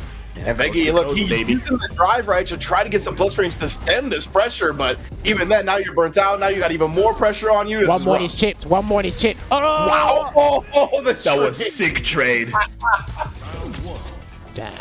Right, that should be 6-2 now. Yeah, that should be 6-2. Oh, did Veggey win that last one or no? No, that was, I think it was Phenom that won. That was Phenom, yeah. All right. Oh, he's just, again, still trying to encroach in that space. Slowly just walk up there and get that grab. Maybe a little bit more too comfortable that time. Veggey was ready to answer. Nice anti-air though. He walked on the press crouch fist this time. Before it didn't work. This time he just changed up his position. Again, when he gets Zangief, I'm pretty sure his anti-air game will be a lot better and easier. Oh boy, that's gonna be so scary. But like, I just want to say that Phenom is so good at punishing that already. I was gonna say last week we were kind of unsure of how much recovery it had, just because Problem wasn't that good at getting there and punishing it right. But like Phenom looks like he's exposing those recovery frames. Yeah, he's like no problem. Again, you have to let him do it, right? Because he's not looking to cross him up from the corner. He's trying to get out Veggey, so he's got a little bit more time to adjust to it. And maybe these guys are talking about the escape option. Maybe the CPU has done it. I wonder how the EX version is gonna change the recovery on that move, because that would be interesting to see. I would not spend 2 bars like that to get out of the corner, to be honest with you. No, I mean, I'm still curious about it. True. Nice trade. Oh, nice. And yeah, Veggey, I mean, he just had the faith in the Luke normal plus the drive rush, right? Worked out. But yeah, I mean, understandable for Problem not to have punished it consistently last week, right? It is definitely something I wasn't used to seeing either. Drive rushing again, gets the counter hit confirmed into the Tatsu, and again, spending that drive rush, piling on that pressure to put him in the corner there, Veggey. Perfect spacing there. Wow, that's actually like... looks super annoying safe. to deal with, huh? Yeah, annoying and safe. But look at the bar, like Veggey using so much of the donkey kick's actually going to be a really good poking tool. I was going to say, it really chunks your drive rush when you block it, right? Like, wow. There's definitely some of those special moves which just drain that bar so fast. Honda's headbutt and Marisa has those charged normals, for example. Yeah, I remember seeing whose video, Rufumonga, he done a breakdown of Honda and he saw how much drive gauge that was the crazy. headbutt took. It's crazy. I heard that is one of the better Honda breakdowns out there. I haven't watched it myself. It's absolutely fantastic. Yeah, I absolutely recommend anyone who's interested in the character to look into that guy or preview. Gets the buffer into the donkey kick. They can close the gap. He's got the dungeon charge this time around. We'll see how Phenom spends it. If he gets the chance, full drive rush conversion, misses the level 2 perfect flash knuckle there. Veggey. And that's kind of what we talked about, though, right? If that did connect, like that loop damage for a single drive rush combo is really, really great. Yeah. Nice work there. So to the corner, and again, he's not going for that wall splat. He's just marshalling Veggey. He's got him encumbered, really restricting Veggey's movements in the corner. Not even to make the airborne flash knuckle a legitimate escape. Nice on the confidence. Whoa, and right back at you. That's gonna be a massive damage. Wow. Oh, this kill? That was sick. This probably could do it. That's a lot. Kill him, please. Oh my god, it's gonna kill. Hey. Oh my god. There you go. Someone did say, I don't know about doing 2 drive rushes in 1 combo. Well, there's your answer. There's your answer. It got the round. That's what I mean. It's like, listen, myself, Olvaha, Rynge, you guys at home, we can theorize. Look, I can already see it. There's going to be times I'm looking at guys come, I'm like, nah, I don't agree with that. And it's just going to say KO. And I'm like, well, null and void. Don't matter. I don't think it's worth it, man. Don't matter. There you go. And do you know what? I don't even know if that was... see, this was for beat of it. I don't even know if that was optimal or something he could have done even more that could have been even more damage that was left on the table. But I like looking at that combo anyway, regardless. Yeah. Fantastic. Brilliant stuff there from Phenom. Combos that have like you hitting on the high end of the hitbox really late in the active frames always look so cool to me. Like the way that donkey kick hits so you can get the DP afterwards into the super. Oh, so good. Alright, 7-2 here to Phenom at the moment. Let's see what Veggey can do to come back. Because what's interesting is, again, Veggey's got a very staple game plan. It's just, you know, in a lot of departments in this set thus far, Phenom has been outplaying him until I said that and he did the wrong flash knuckle, unfortunately, because he was not close enough. Yeah, again, right, we're just seeing some cracks in the Veggey execution armor, right? You just gotta take some getting used to. I mean, everybody goes through it when they're playing a new fighting game. For sure. And Veggey has said it himself, like he feels like Phenom is one of those people who can really, you know, fast change a character he's using, for example. He's just quick to adapt as a player, and Veggey needs like more time, in his own words. Yes, 100%. Yeah, that's really a lot of the archetypes when it comes to different fighting game players, right? I consider myself a slower learner than some. Some people are very quick to adapt to a game. Yeah, it's all personal. Absolutely, absolutely. 100% personal experience here. Drive rush in with the stand fist. He made that plus. Not sure how plus by, because I don't know his original frame data. But again. Yeah, it's +4, right, for everything? Yeah, when you it adds on 4 extra frames of advantage. I feel like after this set, I feel like Donkey Kick is way better than I first initially thought. Well, the thing is, okay, good drive reversal there. The thing is, a lot of these moves have more pushback than they do as opposed to SF5. So again, there are actually a lot of moves that are, like, theoretically, they are punishable, but look at that. That was actually a nice answer from Veggey. He parried it and actually regained like 2 bars of the drive meter. But he lost. So yeah, he did, but like, you know, glimpses of adaptation there.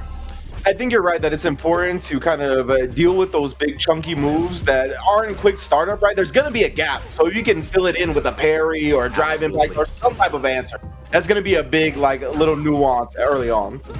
Yeah, because, like, I could just understand people getting frustrated at some things that drain your bar, but, like, you need to actually adapt to that. And, like, parry is one of those answers that seems to be a good thing to throw out there. And I think as fighting game players, we want to like do something after we block it, right? That's kind of our initial like response instinct. And then some of these things though are just gonna have to get interrupted, and you're gonna have to teach yourself it. Nice anti there with the crouching fierce, and he ends that round with it looked to be a light sandblaster. It would have been relatively decent. Well, safe at that range there.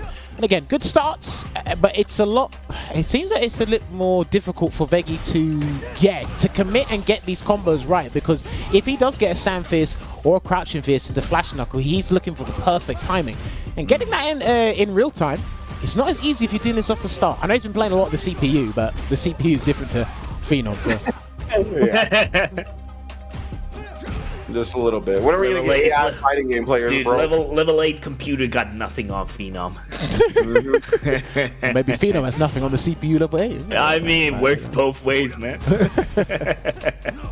You know the AI like rappers and artists they do now? We had that in fighting games, bro. We had like the shadow. Remember some fighting games tried to do like the shadow training mode where they played like certain players? Put that in there, bro. Let me fight against AI. That was fire. That was fire, though. I gotta say, that's one of the coolest implementations. Perfect shot coming through. Now let's see if Phenom gets a hit. He's gonna get back into this dogfight here, but Veggey needs to find a way to close this out. That was a very committal parry there. And he's about to lose his drive gauge. He's in trouble. Oh boy. He's in a lot of trouble. That's it. That's it. He's just got to do a simple combo, and he's not gonna do it because he doesn't need to. Drive rush into the level 3. There you go. Lord. And that was one of those things, right, where like that was extended set context coming into play. Because usually you're looking for your opponent to drive impact you when you're burnt out and towards the corner, but because Phenom hasn't done that for 10 games, Veggey wasn't expecting it. Absolutely. It's like just hitting you with jabs and then hiding your straight till the last round. Yeah. Alright, there's a Denjin charge. Oh, nice. Sneaks in the Denjin charge. That's not the easiest thing to get it out in the neutral against projectile characters, I feel like. Yeah, for sure. If you have some type of long-range option and you're looking for it, definitely can interrupt. Yeah. Now Phenom is doing a good job just bullying him towards the corner slowly. Yeah, that crouching medium kick has been such a bully normal from Phenom. Straight to the corner there with that flash knuckle combo, and he's got him here, but again, keeping Phenom here has been the most difficult part. He was looking to jump there. I don't know if he's going to walk forward and then jump over him again, but gets the conversion, and he couldn't cancel. Drops it though. Fortunate that was going to be huge damage. Well, that he doesn't want to block anything. He's definitely holding on to that drive meter. Phenom doesn't have as much super meter right now, but definitely make it work. There you go. It's just as good of a round finisher as in Street Fighter 5. Yeah. Standing medium kick. It's so good. I'm thinking Veggey looks like he's more comfortable at dealing with Phenom when he hasn't got level 3. If Phenom has level 1, it's a button into level 1 if he wants to commit to that damage. If he's got level 3, then it's the whole 9, and then he could lose 50-60%. I think Veggey feels a bit more comfortable when the level 3 is not there, because that's what Phenom's been conserving his bar for. I gotta say, those punish counter throws feel so bad when you're on the receiving end. That's right. You're getting taught a lesson. That's how it's supposed to be. That was kind of brutal. Yeah, I'm a big fan. I agree with Phenom, though. I really would like the punish counter to happen when you interrupt the driver. Yeah. I think that's a really smart idea. Yeah. Well, the thing is, a lot people talk about, the game's like, based on the drive gauge. It's like I think punish counter plays a huge role in this game as well, because again, punish counter only occurs when you're caught in the recovery of things. Yeah, absolutely. But yeah, the drive rush thing, I didn't notice that until he mentioned it. Yeah, I like that idea a lot. I mean, it makes sense because you're running straight at your opponent. You should be wide open for a play. Yeah, exactly. Yeah, if they hit you on the way in, it should hurt more than usual. Yeah, you should fall over and trip. Oh, again, look at how much it just chunks the drive meter. Drive gauge is gone. Dude, he just drained that meter like it was, Sunday dinner or something. Like, Veggey's not being insanely committal to a lot of things he's done. Yeah, he's done. Oh, he's airborne. Okay. Done anyway. There you go. That's going to be 9-3 there. One more win for Phenom, and he takes the first to 10. That was so good. Yeah, I mean, look, you can see it right now, right? Again, they have a similar starting point, and then you start to see the disparity in certain areas when it comes to whiff punishing conversion. Yes, they're using different characters, so that means different conversions, but it's, again, the approach to how they utilize their super meter. It's the approach to how they use their drive gauge. It's the approach to how they want to replenish their drive gauge. There's a lot of things, again, like these two lovely gentlemen before they went to Rynge and Luke. They're not Rynge and Luke, they're Rynge and Olvaha. That's what I was talking about. It's what these guys were alluding to. That's what they're discussing, and that's what's going to be interesting. That's why I feel this game, in terms of the learning process for not just us, but for you guys at home as well, there's going to be so much for you to sponge up, so much for you to consume to get as good as you can be. And it really feels to me like this set would have been closer if Veggey just had a little bit more time with the game, right? Absolutely, absolutely. Because Phenom is quicker at picking games up. It just feels like has a little bit more clean options that have led to more W's. But Veggey's had multiple drop combos and just these things that he's going to clean up with time. And it's going to be good a couple months down the line for sure between these two. The score doesn't even reflect like how close it's been, because these rounds have been like absolutely to the end. Yeah, I agree. We'll take there, and again, substantial life lead here for Phenom, letting that drive gauge replenish while still being threatening at that range, by the way. And that should be the round. Nice answer. Nah. This one's going to be interesting here. Now he's got 2 bars, or sorry, he's got 2 stocks for his super meter here, while the drive gauge is just about to come up. I think Veggey needs to throw everything in the kitchen sink at this point just to try something different. I feel like even though Veggey has that great spacing on the standing medium punch, the first hit, I feel like Phenom has done a great job at answering back to that standing medium punch. He's had a couple of like really impressive whiff punishes on it too, where like his button comes out the moment it whiffs. Like, and he's absolutely and he's absolutely taking. Oh, this is huge. That's gonna be level 3. Is he done? Oh, I think that's it. Yeah, no, that's a wrap. Right? No, that's it. All right, changes the graphic. We're done. Why are you watching the animation? We're done. That's it, ladies and gentlemen. He's won. He's done it on a level 3. That is brilliant. We didn't have the James Chen commentary pack on. We didn't need to ask if it was gonna kill. My man Jammerz knew. That's it. I didn't even. I'm sorry, I ruined the fun. Dude, he got the 2 real windscreen. But yes, ladies and gentlemen, let me see GG's in the chat. That was well played from Phenom and Veggey as well, showcasing the mechanic and showcasing what these guys have been getting up to in that demo. For those of you who've been asking, you can download the demo right now as we speak. Ryu and Luke are available. There's an open beta coming. We'll talk about that afterwards. But that was some good gameplay, and I want to still talk to these guys about Street Fighter 6. So please, I urge you, stick around. Let's hear those famous Phenom opinions I've heard so much about. We'll see in a couple of minutes.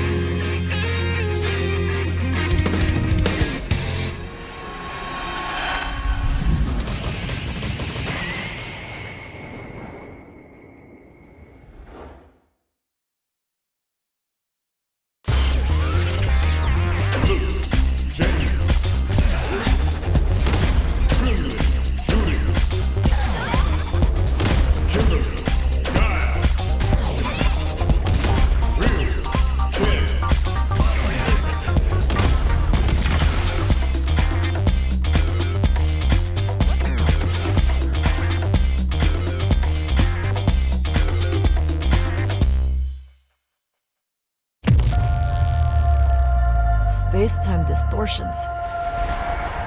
There's still puking out dinosaurs all over the planet.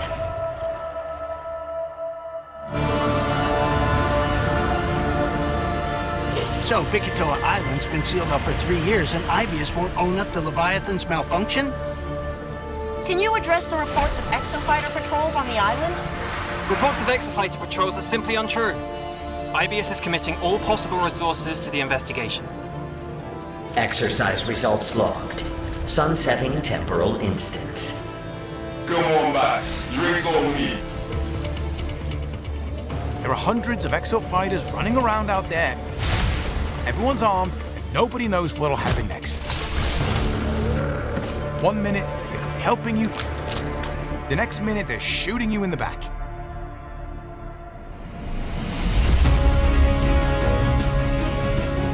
You need to keep fighting until we can figure out how to destroy the Leviathan. It's trying to build stronger exosuits, so it's pulling any exo fighter in there holding back in time to these bloody war games. Like it or not, the exosuits keep it is alive out there. But the more we use it, the more it helps Leviathan. Well, that's not an option. One way or another. Valued team members, prepare for dimensional integration in 10 minutes. You stay alive, man. Only you.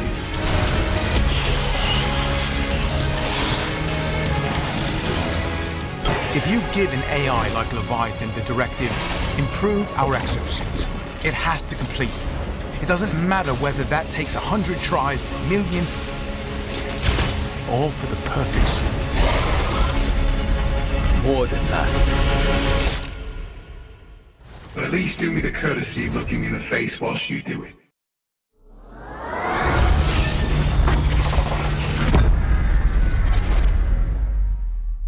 Okay, pinky, forefinger, back to middle, full wrist articulation. Then we do it in reverse. Begin. What the hell are you guys doing? It's a secret robot handshake. Good morning, Victoria.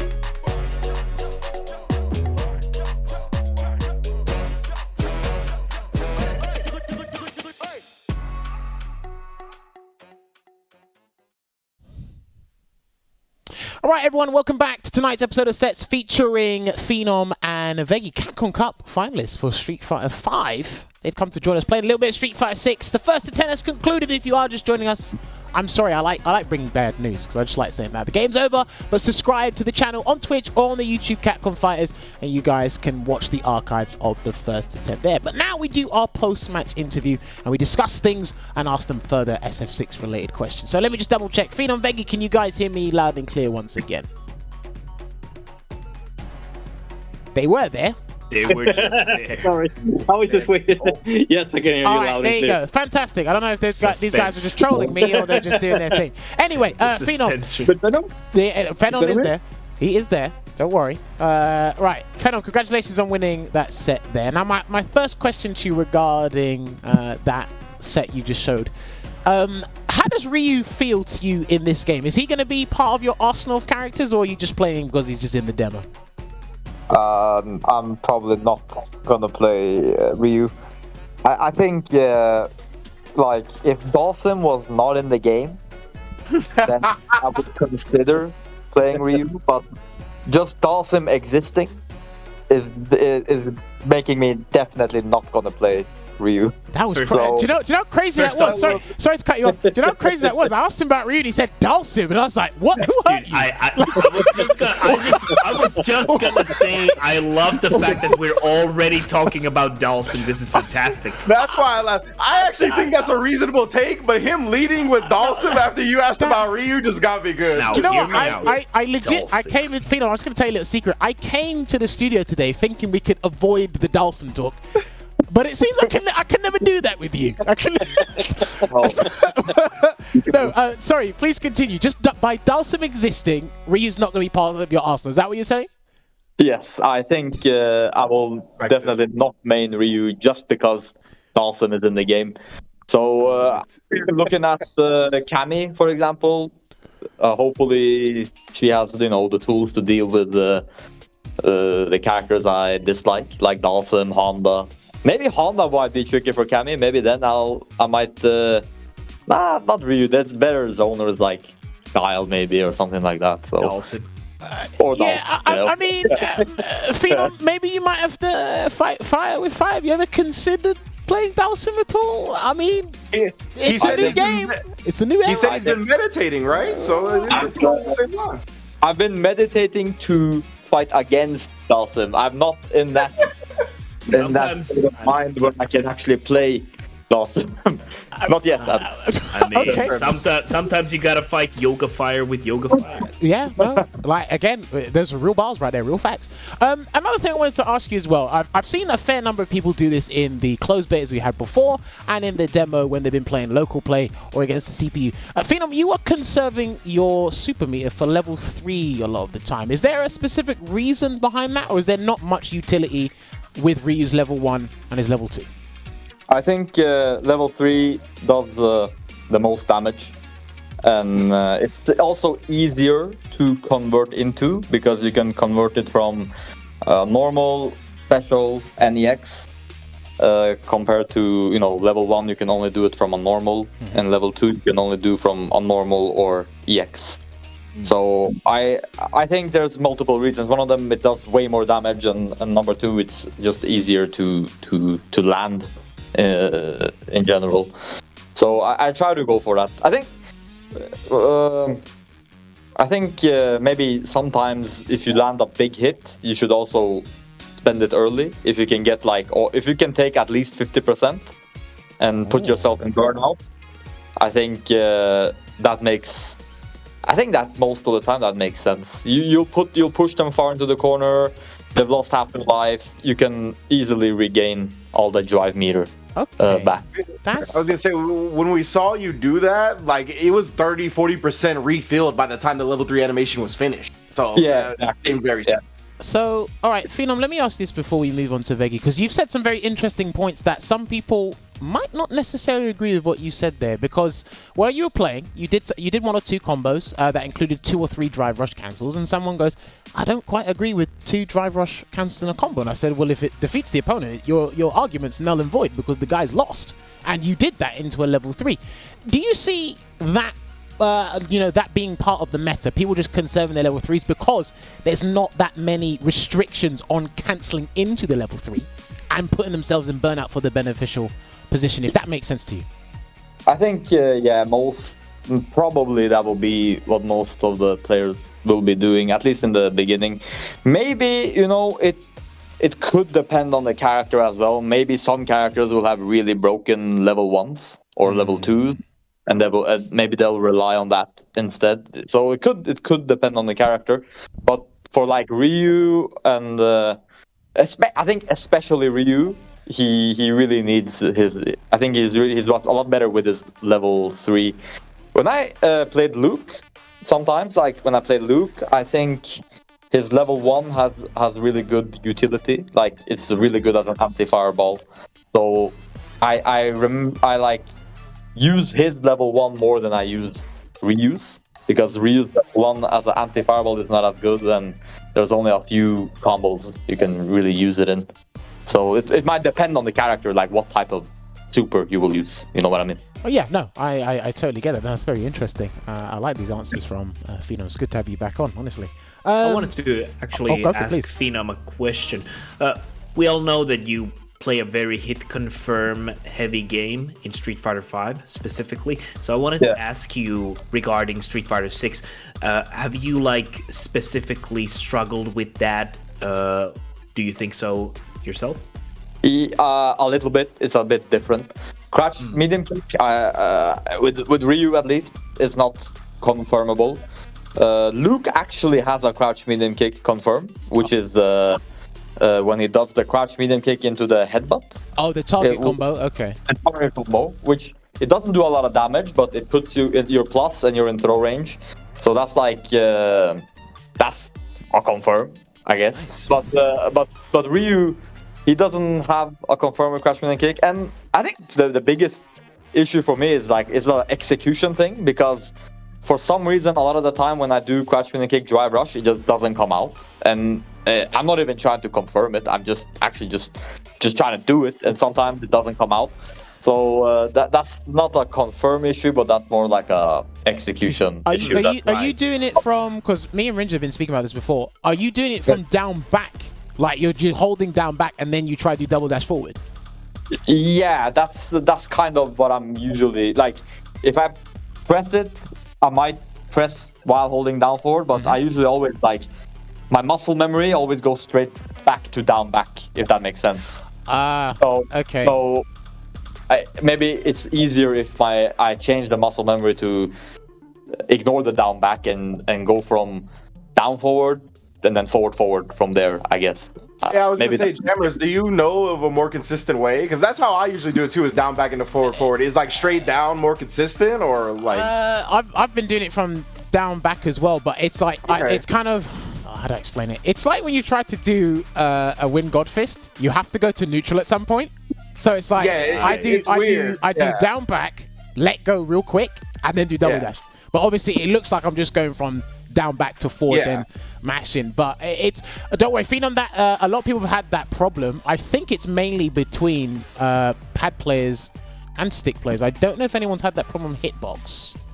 I actually don't know. I'd love to know that. I'm not even saying that in a joking manner. I actually don't know if anyone's had that problem on hitbox. I've only heard it from pad and stick players, because again, you're naturally just holding down back with the crouching medium kick and trying to double dash forward. So that was very interesting perspective there. Now, Veggey, I want to ask you something as well. It looks like you have a very passive approach at the moment, and I know we have spoken about it does take a while to get into this game, not just for you but for everyone in general. What's your general approach with Luke right now? Because he is one of the characters you're going to be using when the full game comes out, right? Well, I want to play Zangief, and I really hope I can main Zangief. But I really like that I started with Luke, and like knows. I mean, even though I dropped them quite a few times, the Knuckles, like knowing the routes at least. But the passive approach part is more who I'm playing against. Okay. Because Phenom is better at spacing and pressing buttons than me, so I automatically become more passive, because when I get too like comfortable and active, he will outspace me and get the whiff punish or land the crouching medium kick. So even though my character has better walk speed and I think in general better buttons, he negates that with his knowledge of how to move with these kinds of characters. So the longer we play, the harder it becomes to kind of land hits. So in the beginning, it starts off a lot more back and forth, and then towards the end, as you could see, the last two games, it becomes, and that's something that's always been with Phenom, that when we play, the longer we play, the more kind of easy it becomes for him to win. And then play another day, and then just the more we play, the more he wins, which is because he's the better player. But with Luke, I like to use a stand medium kick to control space and to try to use that button to make someone whiff something and then get a whiff punish and start with that. That's like my approach right now. And I don't think I confirmed any stand medium punch, but they are very confirmable. Okay. And when we were playing earlier today, that was easier, but I think maybe because Phenom was trying out things and getting hit in scenarios where it's easier to confirm them, like if he pressed the button or something like that. Because when I hit them today, I could not confirm them even though I tried. So maybe just the when you play against someone better, it gets harder to do the things because you know you need to make them count. But I really enjoyed the set, and I just think it's so much fun to play. I had an amazing time when we were playing today, and we were just like talking about the situations as they happen since we're sitting next to each other. And I had a I thought it was really fun. So let me ask you this then, because you're at the deficit a lot of the time trying to make that comeback. Did it feel harder to make a comeback in this game than it would if you were playing SF5? Or did it feel easier here because of the tools you had available? Because you were doing a lot of perfect parries, and I gotta say, like, your perfect parry time was pretty much on point 80-90% of the time. It's just that you couldn't capitalize on because getting the perfect knuckle after that seems to be pretty hard. But do you think it's harder to make a comeback in this game, Veggey, from what you've been playing? I feel like you remember when someone talked about V-trigger on the show, and I said it's if everyone started with the V-trigger, is it a comeback mechanic? And I feel like you kind of, would you then call it a comeback mechanic? And probably you wouldn't. And I feel like you have the tools to make the comeback. If you haven't spent your drive gauge and you have super, I think you can definitely make quick comebacks, especially with level 3. So I don't know if it's harder or not. It's probably harder because the game seems to be a bit more like slow paced, at least when we play. Yeah. I think it's a tough question to answer. I think the critical art thing and the drive gauge, like if you have been hit a lot earlier, you probably have more drive gauge, so you have more inclined to be able to land big opportunities, I would think.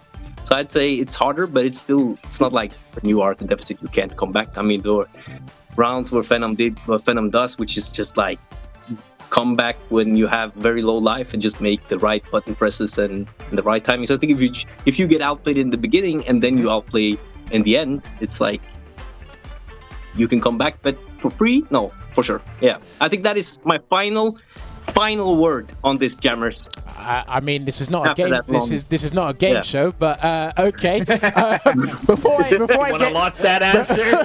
Before I get to my point with Phenom, Rynge, you want to say something real quick? Or I mean, he threw me off by that game show answer, and I had something in my head. Now I'm just like, what was I even gonna say? All right. While you figure that, remember it. Phenom, let me ask from your perspective. What? Okay. It sounds like someone wants to raise their hand. What do you want?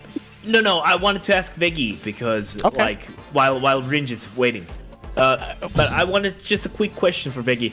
I think after the closed beta, there was this particular change with Luke where his forward fierce target combo got special cancelable. Were you aware of that, and do you think it's actually useful? Yes, because I think the forward heavy punch is a really easy confirm. I did the forward heavy punch on hit and canceled, but I guess I just missed my cancel. And I think I only hit it twice, and the other time I think I did the heavy, what's it called, the heavy quarter circle back, heavy knuckle. Yeah. So I think it's really good because it's I think it's negative on block now, but it's still like pretty easy way to confirm, and then you can cancel it and get stuff going. So yeah, that was one of the new things, and I think that was a really nice buff, but I'm not really sure exactly when to use it. Don't know the range like perfectly. Not, as you can see, I did a lot of long range whips at times, and it's just I'm not good enough at spacing those buttons. Okay, no, interesting. So I remember what I was gonna say. Now, Perfect. Now I'm quickly forgetting it again. No. He's fading. Oh, no. I'm fading, bro. But like with Veggey and Phenom, I thought both did really well. Oh, it was about the comebacks that you talked about, Jammerz. That's what I was going to talk about. So I think it's hard to judge how easy it is to make a comeback, given these two players played very respectively, very grounded game, right? But also, I think given the characters as well. I feel like in Street Fighter V, a lot of the complaints about big comebacks were made by like these V-trigger powers like G and whatnot, right? Where every song they pop the V-trigger and then you just never get to play again. You just guess wrong a couple of times and it's over. And I feel like Ryu and Luke and the way the game is built don't give you that much of an opportunity to just one-turn somebody. But I think there's going to be characters that are going to be able to do that and really abuse the drive rush in certain aspects where you're like, if they get a specific knockdown, I might not get to play again. So I think we'll see. Okay, no, that's interesting. Now, what I wanted to ask Phenom was same thing with Veggey. Do you think it's going to be hard to amount a comeback in this game? And does it also tie into what you were saying about basically if you have a chance to land 50%, take it? Because again, you would have these opportunities to land 50% and then it looked almost insurmountable for Veggey to come back. So do you think comebacks are going to be hard in this game, or is it too early to say? It's a bit too early to say. I think comebacks is gonna be more different. Like in SF5, a lot of comebacks were based on V-trigger, and a lot of characters had very specific V-trigger utilities, and it was like very different. But like in 6, if you can land, for example, a heavy punch into drive rush, you can I think anyone with level 3 CA could do 50% just from that, right? So the comeback potential is kind of there, but you would probably have to get the hit, right? You need to actually land the hit to get it, compared to before. But yeah, that's my impression at the moment. I don't know completely though. No, it's fine. I'm just getting your opinions now because again, the games are out yet. We've seen the game for a year, and there's a demo. We've had 2 betas. We're about to get a 3rd one. So again, we've actually consumed a lot of data on the game, like for something that's not even out yet. That's wild for me to say.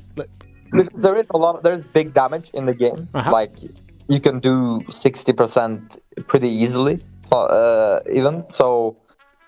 So there is definitely comeback potential there. It's just you have to go about it a bit differently to get it. No, that's all part of the learning process, right? That's going to be the interesting part, depending on what character people do play. So, but can I say something about Ryu? Please go for it, please. I don't know if this is legit or not because there is no training mode in the demo. Oh, there's a pseudo training mode, but yeah, but it's not good enough. But if you can do stand heavy punch, medium donkey kick, I think it's a true string. Okay. Because I was doing it a lot in the match, and I believe Veggey could not drive impact it. We tested that earlier today, and I couldn't get the drive impact out when they did the stand heavy punch thing. So both things. You tried on me too because you were like, Veggey, you can't do it. Let me try. And then I did the stand heavy punch with the donkey kick, and you couldn't get the drive impact out. So I think it was like that was one thing about Ryu, just an off-topic thing. But that was one thing about Ryu. When you asked me earlier about Ryu, I forgot to mention that. It was like that thing. I don't know. You can drive reversal indefinitely. But I need someone to verify if we did not test that wrong, and if you can actually drive impact or not. I feel like we saw one moment where Veggey was able to parry it, but that could have been a different. Yeah, that was a preemptive parry on the standing heavy punch, so I got parry on both. Oh, okay, so you got the parry on the heavy punch. My bad. Yeah. So if you can only drive reversal, then the amount of drive bar that string eats. Yeah, it eats a whole bar, and then you drive reversal. That's 2 bars, right? So then you lost crazy. 3 bars. Yeah, no. Again, like, and just that theory and that situation you're coming up with, it's like, oh, I can make you take 3 bars. I can pester you. I can badger you with this string, and you're just like, oh, I can't get you off me. And it looks like you're abusing it because it doesn't look that punishable. We don't know how minus the medium donkey kick is. So okay, if I need space drive reversal, bam, I already got the drive gauge advantage there. So all these little like intricacies you guys are finding and stuff is very interesting. Note them down, and then you save them to test them properly when the actual game comes out. Now, there was another thing I wanted to ask you both. Let me get Phenom's perspective on this first. At least I know it's just 2 characters that you've been playing in this demo. Does neutral feel risky, like extremely risky to you, or does it depend on the character, let's say? When you say risky, do you mean like when you do something you do more of a commitment? Yeah, like when you want to do a drive rush in, you might be liable to get someone's already pressing the button preemptively. That's a counter hit combo. If you do with something, you're going to get punish countered. If you do throw out the drive impact, you might get drive impact back or something else. I think drive impact, yes. Drive impact is risky. I don't think drive rush is very risky. Okay. I think in terms of buttons, like whiffing buttons and that sort of thing, I think that is pretty risky in this game because you get a punish counter on whiff punishes, and when you get a punish counter, you get more frame advantage, which leads to very damaging combos that was not possible in from a normal whiff punish, in SF5, for example, because then you did not get the extra frame advantage. So there is some things that are more risky, like you have to be careful not whiffing big, and the drive impact is pretty risky because if you just do it, if they're ready, they drive impact you back and do big damage. But the drive rush is like the no risk, not no risk, but kind of a low risk thing to do. Low risk, high reward. In my opinion, yes. And then parry is very little risk as well, because you kind of just do it in neutral. It's a little bit like it throws off the footsie game a little bit because you're trying to play footsies and poking, and then suddenly if he does like a parry randomly, then he might perfect parry you, and then reverse the momentum. I'm really glad parry scales the way it does. Okay. I agree. If scale like that, then it'll be a bit too strong. I mean, very strong, very a lot, like way too strong. So I really like it the way it is now. I think there's a little bit of a guessing mind game thing going on in the neutral, but if you get the perfect parry by luck, which is kind of what it is, not all the time, but most of the time, then at least you don't kill them for it. Well, I get where you're coming from. And I like the honesty. I like how candid you are in that regard. Veggey, what about you? Do these options feel risky to you to use in neutral? The parry, the drive impact, arbitrary drive rush. Talk to me. I think being the one who does the drive impact, you're taking a lot of risk, and it's not something you can abuse. If the opponent is ready, you will be drive impacted back, which is like huge. And if they're not ready, they're just gonna block it and then get pushed back, and then it resets right. In the corner, I think the risk reward changed a little bit because you will get rewarded even on hit with drive impact. But I think that the more we play, the less you're going to get hit when you haven't committed to something that's punished by the drive impact. So drive impact feels like high risk, high reward. And other than that, I agree with Phenom on that. It's like you have the drive rush, so you can do drive rush button or drive rush throw, and then the opponent can just parry if he thinks you're gonna do drive rush button. And if he's lucky, which you get lucky a lot of the time with the parry after the drive rush because you're reacting so late that you just get the perfect parry, and it's like a bonus. And I think we tested today that if you do like Phenom did a drive rush stand medium punch on block and he could throw me, but then he did a drive rush stand medium punch on parry and I was out of throw range. So it's like it does allow you to get some, if you like, I almost see it like a block button where you can have a perfect block and then get to reverse the momentum. So I think the only risk with the parry is actually getting thrown, and when you're not in throw range, I feel like it's kind of a low risk to just like, if you see something, just press and hope that you reacted on time, and if you did it too early, it's okay. So I like that because it slows down the other things like the drive rush, which I also feel is kind of, when you do it raw, kind of low risk because you can wait a little bit before you do the dash, maybe they press, and some heavies, like if Phenom did like drive rush standing heavy punch from afar, he could often beat my button. So it's like a mind game, but on both sides, it's kind of not that risky. I think the most risky thing to do is whiffing medium with recovery or a heavy with recovery.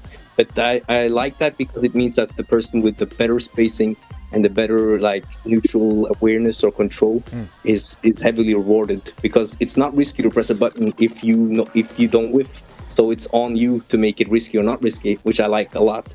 So right now I'm just really enjoying playing the game.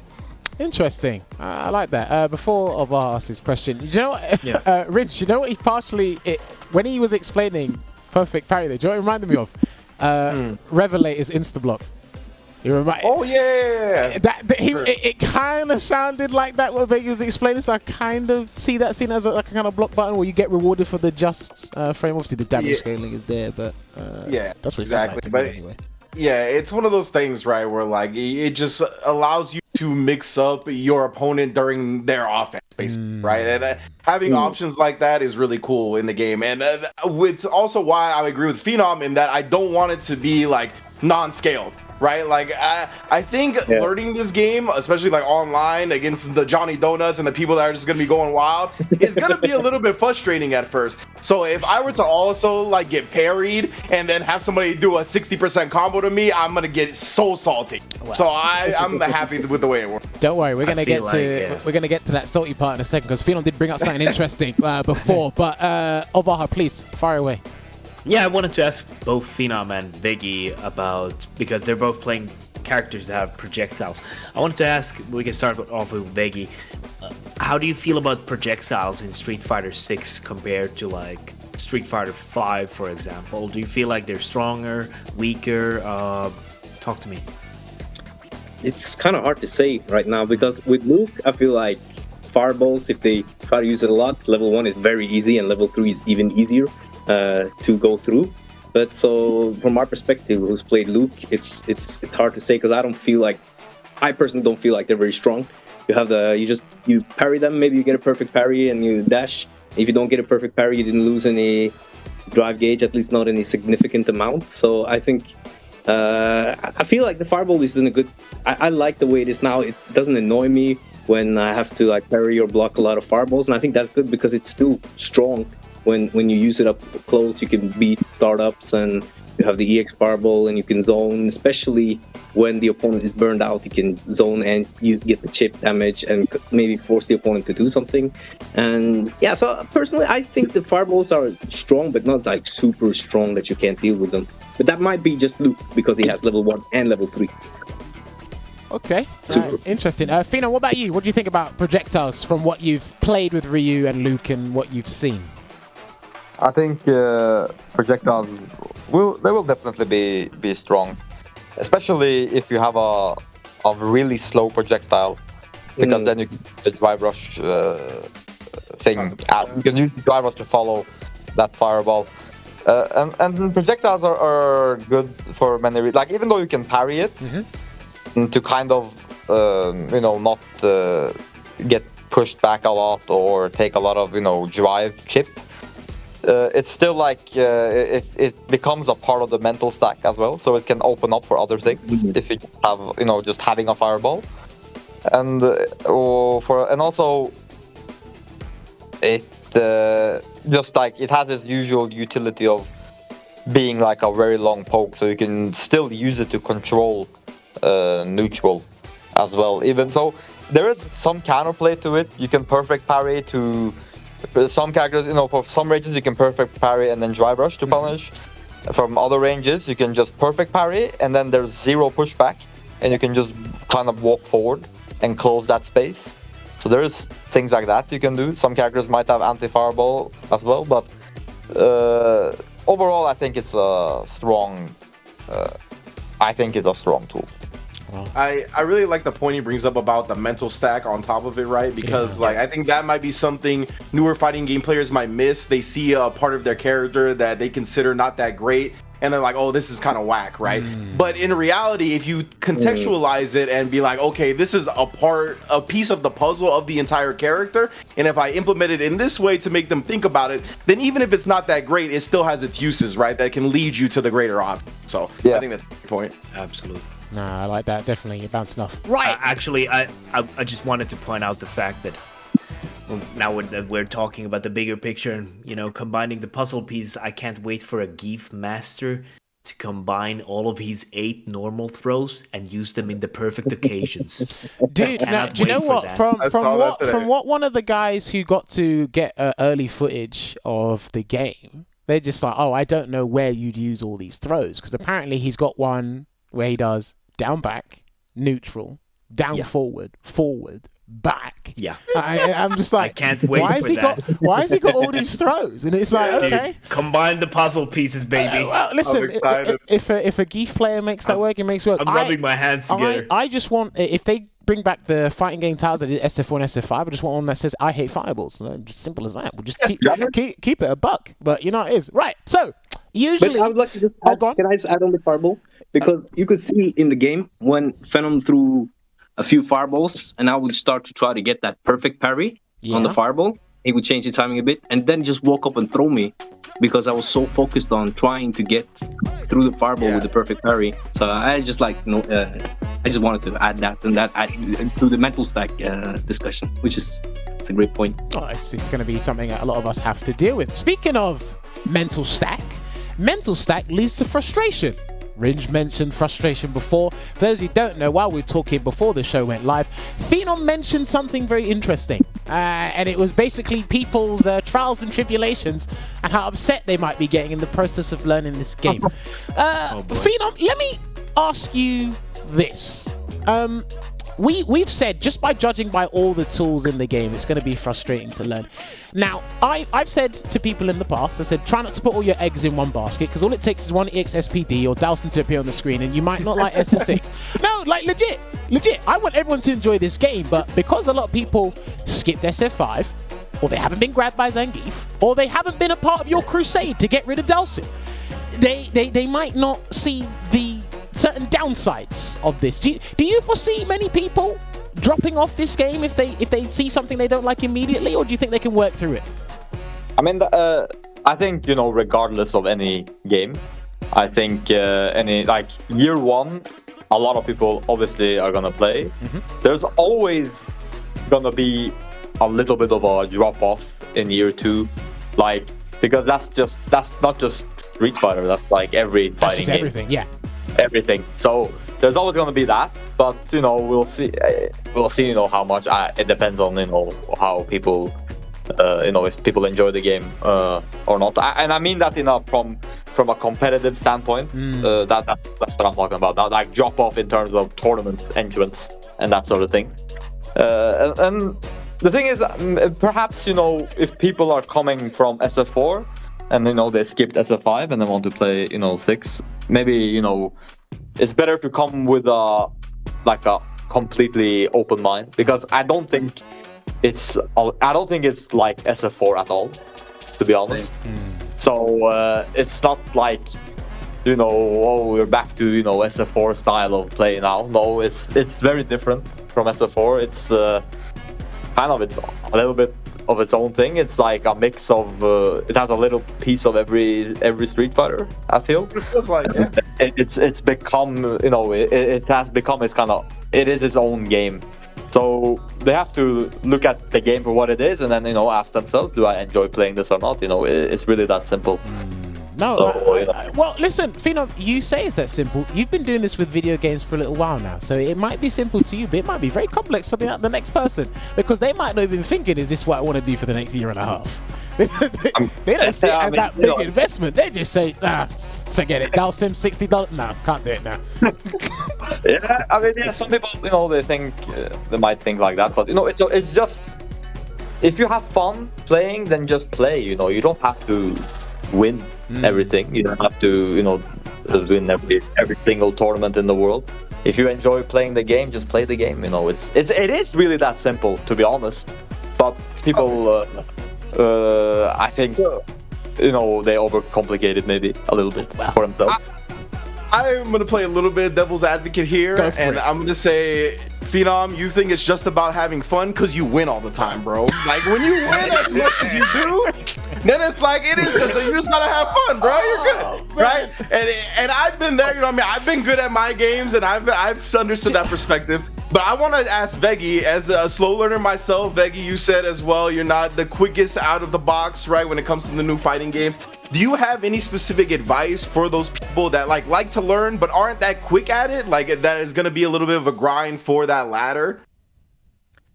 Yeah, I think in the past my biggest flaw has been getting too upset about losing games, even like ranked matches, and being too focused on wins or losses. And I've tried hard last couple of years to become a lot better at just trying to have fun and enjoy while playing. It's harder than it's harder done than said, though, right? Because I'm the same way. I just want to have fun, but it's hard to do that sometimes. It is, but I think the more you kind of try to distance yourself from kind of your ego and just want to, because because I mean, it's Street Fighter games are really fun. So the more you just want to play them because they're really fun, and knowing that if you just put in time over time, you will improve and catch up. You might be slower or it might take more time, but like eventually you will catch up, because in the beginning, like, the level increases dramatically all the time, right? People are getting better and better and better and better. And if you face yourself day 1 at day 45, it's like you wouldn't have any problems beating yourself. But then at some point it falls off, and you can start catching up if you're a slow learner and kind of get there. But I think if you then try to avoid playing certain players or whatever because of the uncomfortability when you're getting destroyed, for instance, that is the biggest hurdle to improve, I think. And just getting in there and playing and trying your best to not let it affect you on a personal level, because it does not represent like your ability as a person. It's just you need to just try to understand that that feeling kind of is like, oh, I'm not good at stuff. It's that feeling I used to get, like, I'm not good at stuff. But when you're done remembering that all the good things you've done in things in your life in the past, and then just thinking like, okay, this is a new challenge. Let's see if I can do some good stuff in this challenge. That is what I'm going to be trying my best to do, because I don't want to be the salty dudes. I think you made a great point about the way to make it tangible, and that is, if you have the right mindset, like if you're just looking to improve, to play your best, to have fun, whatever it is a numbers game. Like, it's just the amount of time you put in. Like, if you have that right mindset, it might seem like it's tough at first, you're not having an easy time breaking through that plateau, but it really is. When it's like that, when you have the proper mindset on how to improve, it's really just time and energy. Like, you just got to put it in. Well, even with the mindset, you will have days where you get super salty. Absolutely. But it's just like, I think the more I've tried to distance myself from like being personally invested in like considering my strength as a person in a game, the more I've been able to just like lose and still have fun when I'm playing people who are better than me. Well, it's going to take a while for people to kind of adopt that mindset, because again, at face value, you do see the you win and the you lose screen. That's at face value. It's going to take a while for people to look past that. I like the fact that a lot of people have said, I'm going to take this game seriously, and I've screenshotted everyone that has said that. So I'm going to come and find you when you're done. Actually, don't worry, I wanted everybody. You have the receipts? Don't worry. No, I actually wanted to bring out a point that, like, for a lot of people, this might be their first fighting game. And a lot of people might be, their background might be in team-based games, for example. And this is the first time they have to take account of their own actions only. They can't blame the team member, for example. So that's definitely something. No, I'll blame Rynge on my loss. What are you on about? If I lose, I'm going to blame Rynge. If Dawson's the best, I'm going to blame Phenom. What are you on about? That's actually a good point. I'm going to do that as well. I'm taking notes, bro. I'll do a Twitter clip. Dawson beat me. I was like, God damn it, Phenom, it's all your fault. It's all Dawson's fault in the end, right? No, sorry, continue your point, please. No, I was just gonna, continue saying that it's, for a lot of people, it's a new experience, and that's definitely something that, needs correction on their own mindset. Okay. So that's gonna be interesting to see who will be sticking and who will be, maybe trying but not really sticking for the long run. So it's definitely going to be interesting. I like that. Right, we are running short on time, so I do want to get these questions out of the way for these two gentlemen. Right, Phenom, I want to ask you, because Veggey's obviously with us every week, unless he's playing today, which is a special occasion. In regards to the CP2 that's coming up for SF6, they mentioned a World Warrior program. Now, do you think, in your opinion, do you think the World Warrior program should remain the same, or would you tweak it a little bit? And if so, how would you tweak it, if you haven't? If I would tweak it a little bit, I think it's good. It's almost perfect. The only thing I would change is to just make the player that has the most points from the season be the one that qualifies. in my opinion.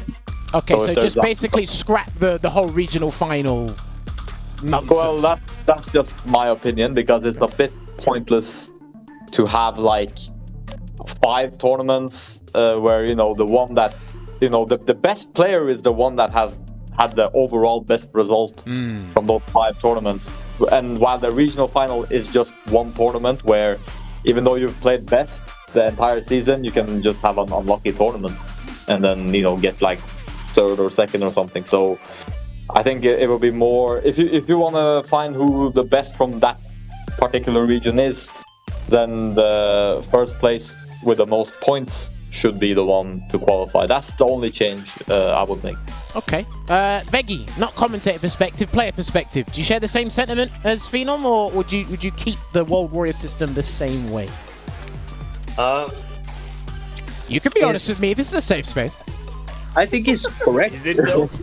I think he is correct. Like, the best player is the one with the most points throughout the season, and it, like, if you're gonna be fair, if you want the best player from the region, you would qualify by points. But I think a part of the point of the World Warrior is also to give people who might not be able to enter every tournament a chance to qualify, because they don't have like they're not playing for a team. They have other commitments, they have their own job that they need to pay attention to, obviously. So I feel like the World Warrior what is it called? Program? Tournament series? Yes. Yeah, program allows people to participate and show their skill, and without having full availability. So maybe the best player is actually number 4 on the leaderboard, but he could only enter 2 tournaments because he has other commitments that he needs to take care of. So in that, since it is a World Warrior program aimed at everyone has a chance, I think it's good the way it is. But from like finding the best player in general, I would say I understand what Phenom means. Okay, no, I like that. I like that indeed. Now, my other question for you, because both of you qualified for the Capcom Cup. You did 00 Nation proud. I like that. Phenom, we'll get your opinion on this first. Now, what would you prefer the format of the Capcom Cup finals to be? Pre-pandemic 2019, so basically 32 of the world's best players, their most accumulated points, or would you like the kind of World Cup system they did back in February? So there's 8 different groups, and the top 2 names make it out of the group. Obviously, the top of the group makes it in winners, and the second place goes into losers. What format would you, as a professional player, prefer? I would prefer the pre-pandemic style of format. I think it would make, like, how to say, if there's a point system, I think it will make the seeding for Capcom Cup make a lot more sense in terms of just how the brackets and end up, and also I think it will be like at the highest possible level of tournament, and the other format with the random groups is like, it's really a double-edged sword. Like, I got a death pool last time. You did. But if I had to get a death pool in that tournament and get a easier pool in the tournament with a $1 million, then I'm a very happy man.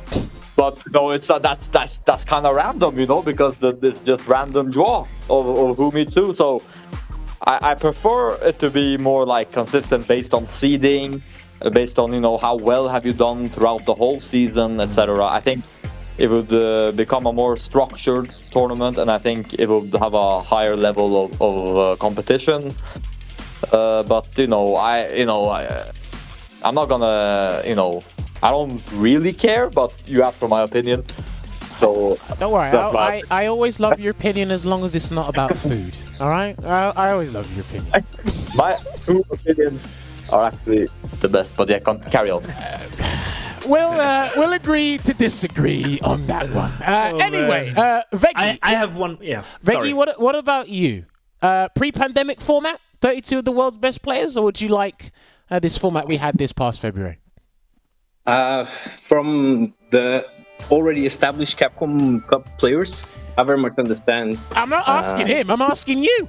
No, but yeah, but what I want, like, I think a mixture would be great, because then, like, if you had a certain amount, like you had 16 players from a world leaderboard, and then the other 16, or like half and half, and then the other half from like a World Warrior season, then you would be able to incorporate that everyone can like have a shot if they have the skills in the tournaments, and you would also kind of make it so that it's not very stressful to be a professional player, since you can be in a region with like 4 professional players, or 10, and then you could be a region with 2 or only 1. So it's I feel like if you have the mixture, that could be the best solution, where you have both the leaderboard qualifications and the World Warrior qualifications, so that there is a reason for everyone to play and grind out the game, because there will be a chance going through a World Warrior program, and you will have a chance to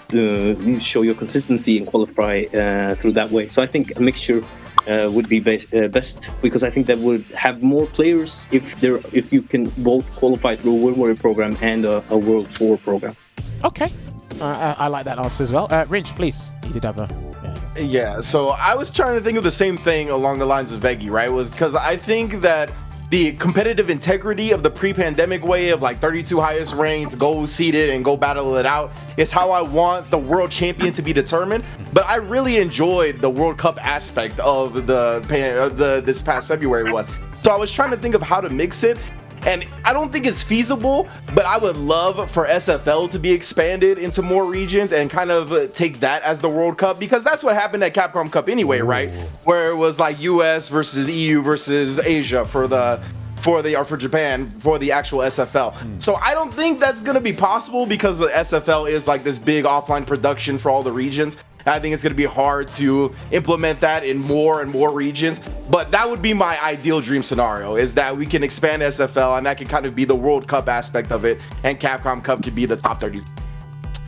I like that answer. Hey, wishful thinking. Maybe something will change in the future. Who knows? Olvaha, you did want to make a point before. Yeah, I actually had one more question for both of these guys. If they hypothetically won the Capcom Cup, I want to ask, what would they do? Actually, make that more interesting because of the food takes. I want to ask Phenom, what would be the first thing you would eat? The first thing I would eat is... after you won Capcom Cup, what would you eat? I don't know how that's relevant, but go on. I want to the best burger restaurant in Norway. I will order a big, nice burger, and I will take the good old knife and fork, and then I will devour that burger like it's never been devoured before. And that will be like, so that will be like a Michelin star burger. I'll find it. What's in a Norway burger though? Is it different than what I know of as a filthy American? Yeah, I mean, the thing is, I think most Americans, when they eat burgers, they always eat like fast food burgers, which is, I also eat fast food burgers with my hands, right? But restaurant burgers, you're supposed to use the knife and fork. Absolutely.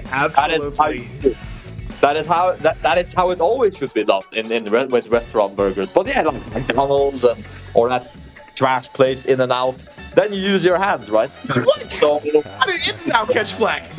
Wait, but there is... It's too good. Yes, I will not hold back when it comes to In-N-Out. I apologize. Right, okay. Here's what I want you to do. Here's the plan, right?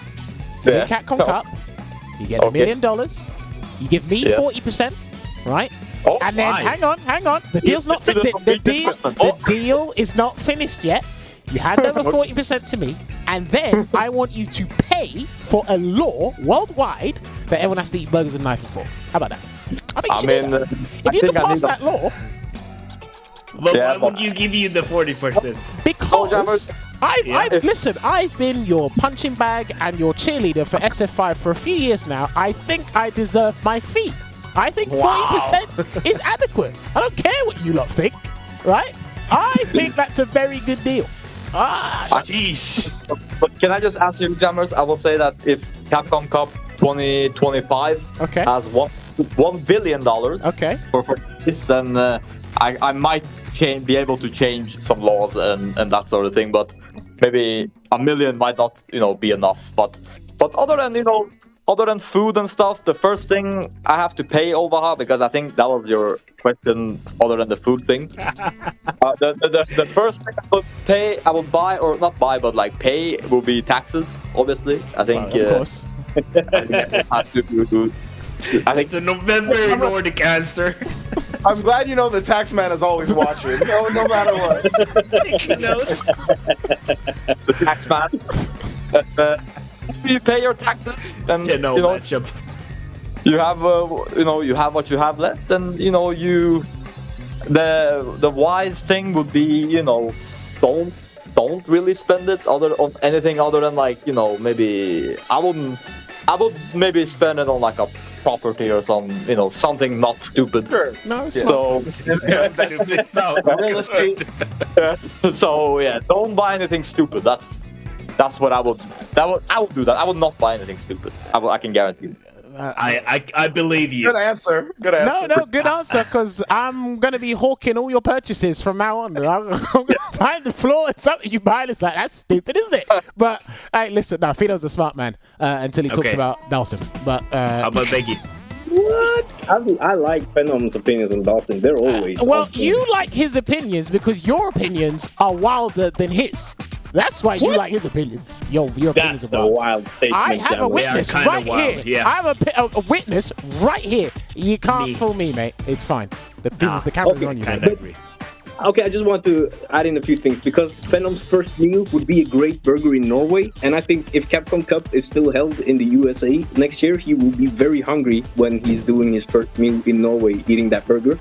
So that's something to consider. Maybe you need to find something more adjacent, if that's the word. Theory crafting.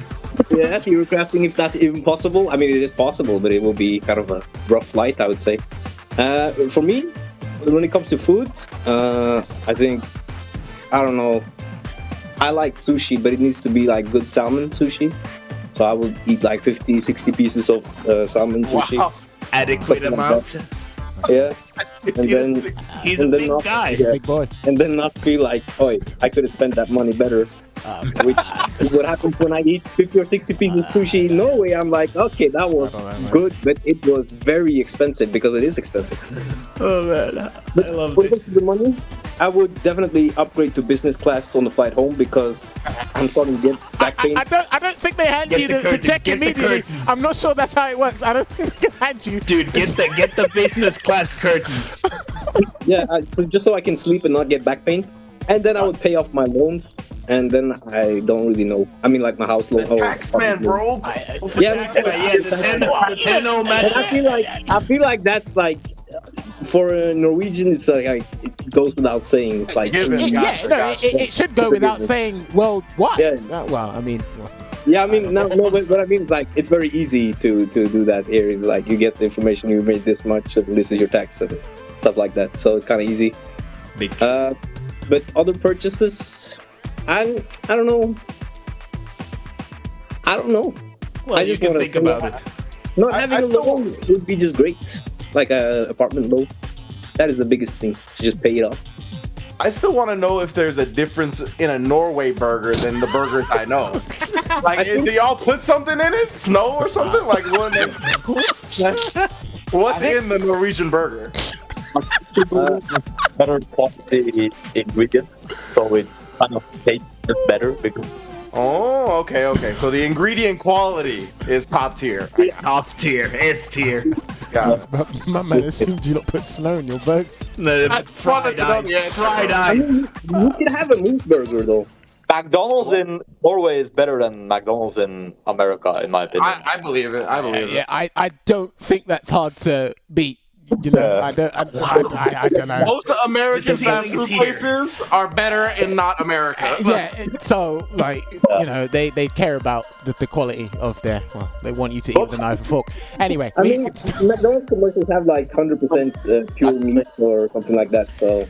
All right, we get the point. Let's not get carried away with this food conversation because it's going to steer clear of something else. Right, I believe we have just about ran out of time. I'll ask you guys this final question before we let you guys disappear because I know it's pretty late for you guys. I'll get Veggey's opinion first. Veggey, your DLC commentators, if you wanted 2 commentators in Street Fighter 6, who would you want to see in Street Fighter 6 as a real-time commentator? You know, I would like to see Jammerz. Okay. And you know, I am one of the guys that would like to see the Street Fighter 4 announcer as a DLC commentator. Ooh, I like that one. I'll tell you what, here's what you can do. If you win Capcom Cup, you can ring him up and you can pay him. He'll surely come back. Give him the right price. That's a good point, but I mean, it's not that important for me to have him on commentary. What? That was a quick change of opinion there. What happened? No, but if I was to do two people, I would do you and Olvaha. We work together a lot, and I think it would be great to have like the sets, or just the sets corner, really, like a place you could go in the World Tour mode for tips and tricks, and then we would have like lines recorded to say like, yes, to do this Hadouken there, you should have done that instead.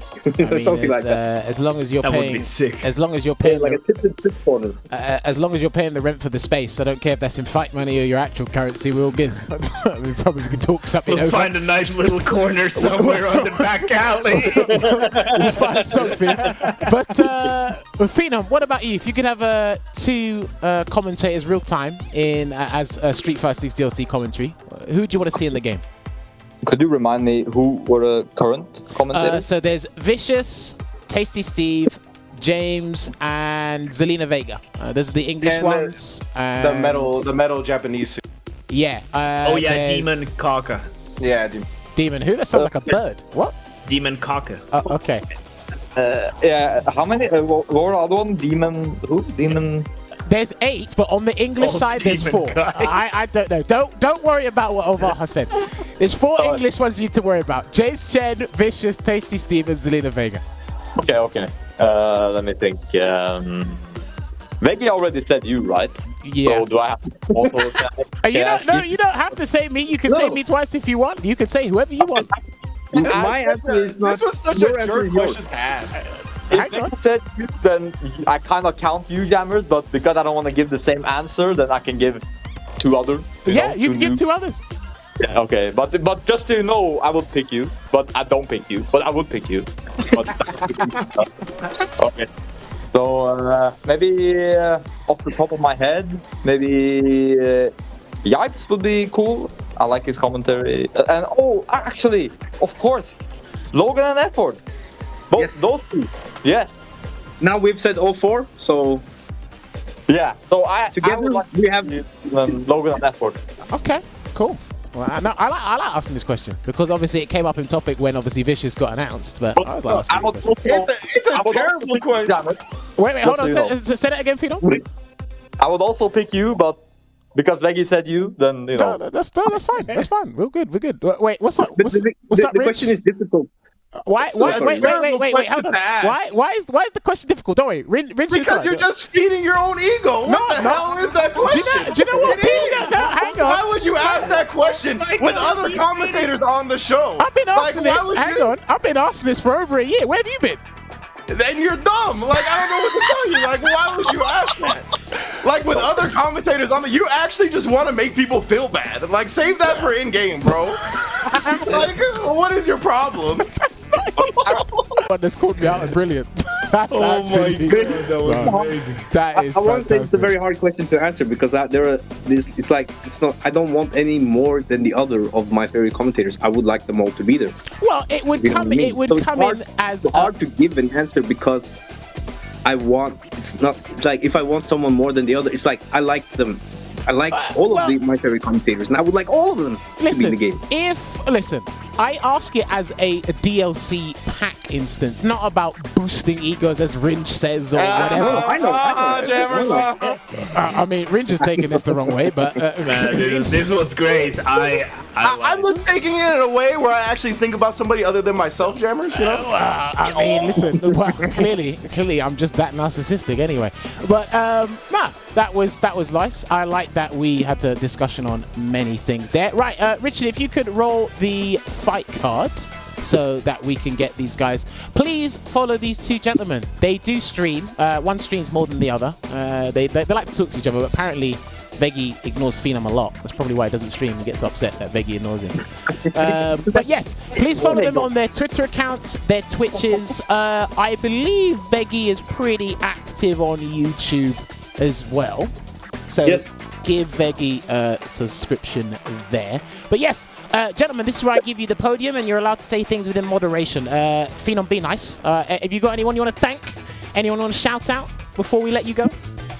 I would like to shout out you guys for hosting, this cool showcase. Shout out to Mark, Rich, and you guys, the commentators, everyone. Shout out to the people watching. Shout out to Veggey as well, actually, because he's actually a part of the set's crew. Like I actually, you're actually a part of the whole thing as well, Veggey. So yeah, shout out to you.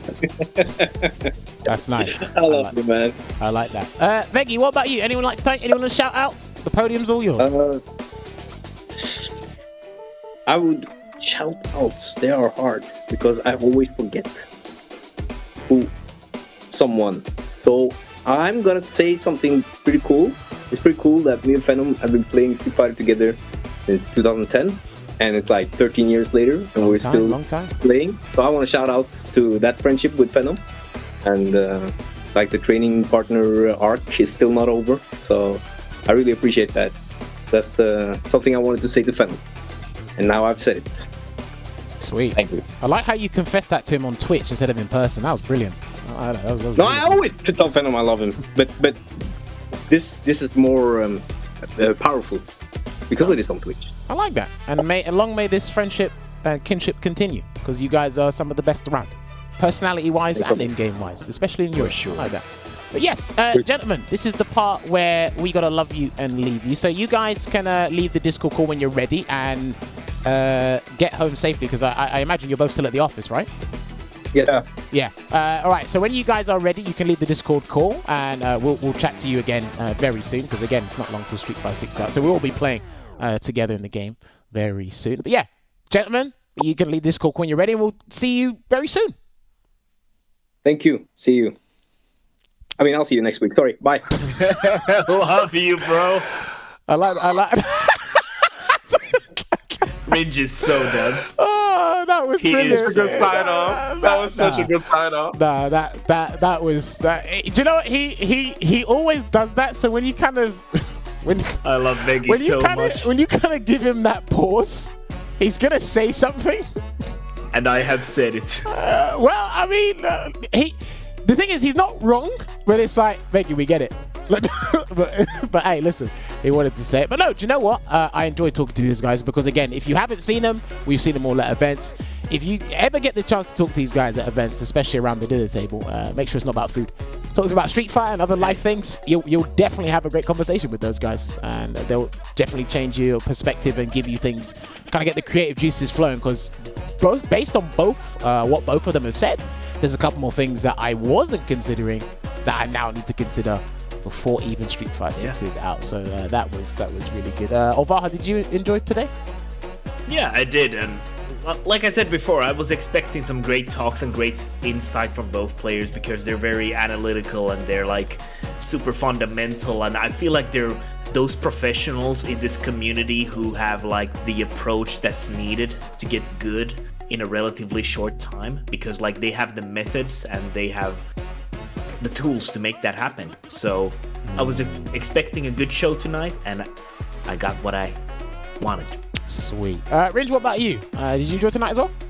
Yeah, absolutely. I think the 5 minds we had here to talk about everything, I really like talking to everyone. Like, I think they all handle themselves really well in conversation, and just the way they think about fighting games, from Olvaha to Jammerz to Veggey to Phenom, everybody really tries hard to learn about fighting games properly, in my opinion, however you want to quotation that. It's just, they really go in depth, and I enjoy everybody's perspective. So in addition to the matches being dope, I thought the conversations were even better. Yeah, no, legit. The fact that we're able to, I like that we're able to easily bounce off each other, agree, disagree. Again, because disagreeing is not a bad thing in conversation as long as it's healthy debate. It's completely fine. So the fact that we can all do it, it flows nicely.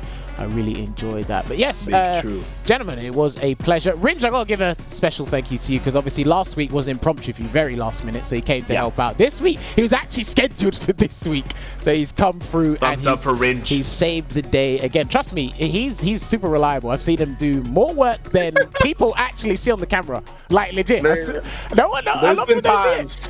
A lot of people don't see it. And the fact that he's pulled through not once but twice for us here on the show, deeply appreciated. We definitely have to. With him. We definitely have to get you on at some point when the game is actually out. Ooh, maybe which is around the corner, baby. Yeah, not that long, but yes. Can't wait. Do not forget, ladies and gentlemen, we're going to roll the fight card, not the fight card, the splash page right now. There's an open beta coming very soon. There's an open beta, May 19th, all the way through to May 22nd. If you're watching this, if you've been watching any Street Fighter 6 content, like, damn it, I want to get my hands on the game, I haven't played it yet. Now's your chance, as long as you got PS5, Xbox Series X or S, and of course Steam. Download it on one of those, get the open beta, and then get it loaded up for May 19th. Hey, maybe you might have to book off work. Maybe you got the weekend off in general, but there's going to be some action for you guys to play and witness Street Fighter 6. Do keep in mind, this is the Tokyo Game Show build. So basically, in layman terms, that is with the 8 characters that were in the closed betas. So Kimberly, Ken, Chun-Li, Juri, Guile, Jamie, Ryu, and Luke. I think I've mentioned everyone. I think I have mentioned everyone indeed. Obviously, the demo is different because that was showcasing World Tour mode more than the actual game itself. But I guess they're going to be doing a bunch of stress tests over the last 3 days. Speaking of the open beta, if you like it, don't forget the game's out June 2nd. I heard, the 411 is, I have heard that you can play the other 11 characters on that date there. That's what they said. There's a special announcement they haven't announced yet. They said... Imagine. They exclusive information. They said on that date on your screen there, June 2nd, you can play Manon, DJ, Marissa, JP. You can play Blanca, Honda, Dowsim, if everybody wants to do that. But my love. But it comes at a deal. There's a catch. You got to give us your money.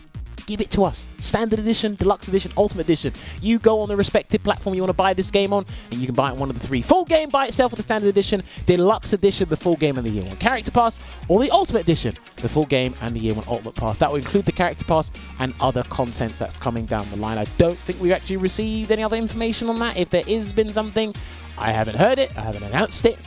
But yes, it's up to you what you get. I recommend the deluxe edition. It's a nice middle ground. You get the characters you don't have to worry about. Speaking of characters, they've already announced the DLCs. They've already announced the DLCs, baby. Let's not forget one last time. You have Rashid, Aki, you've got Ed. He's coming back. And you got Akuma. Yeah. Save the best for last. I actually can't wait to see what they do with Rashid. And if Rashid's good, that means Akuma might be just as, if not even more crazy. Hey, maybe they might make Ed motion. Maybe they might make him motion. Who knows? Good point. Good.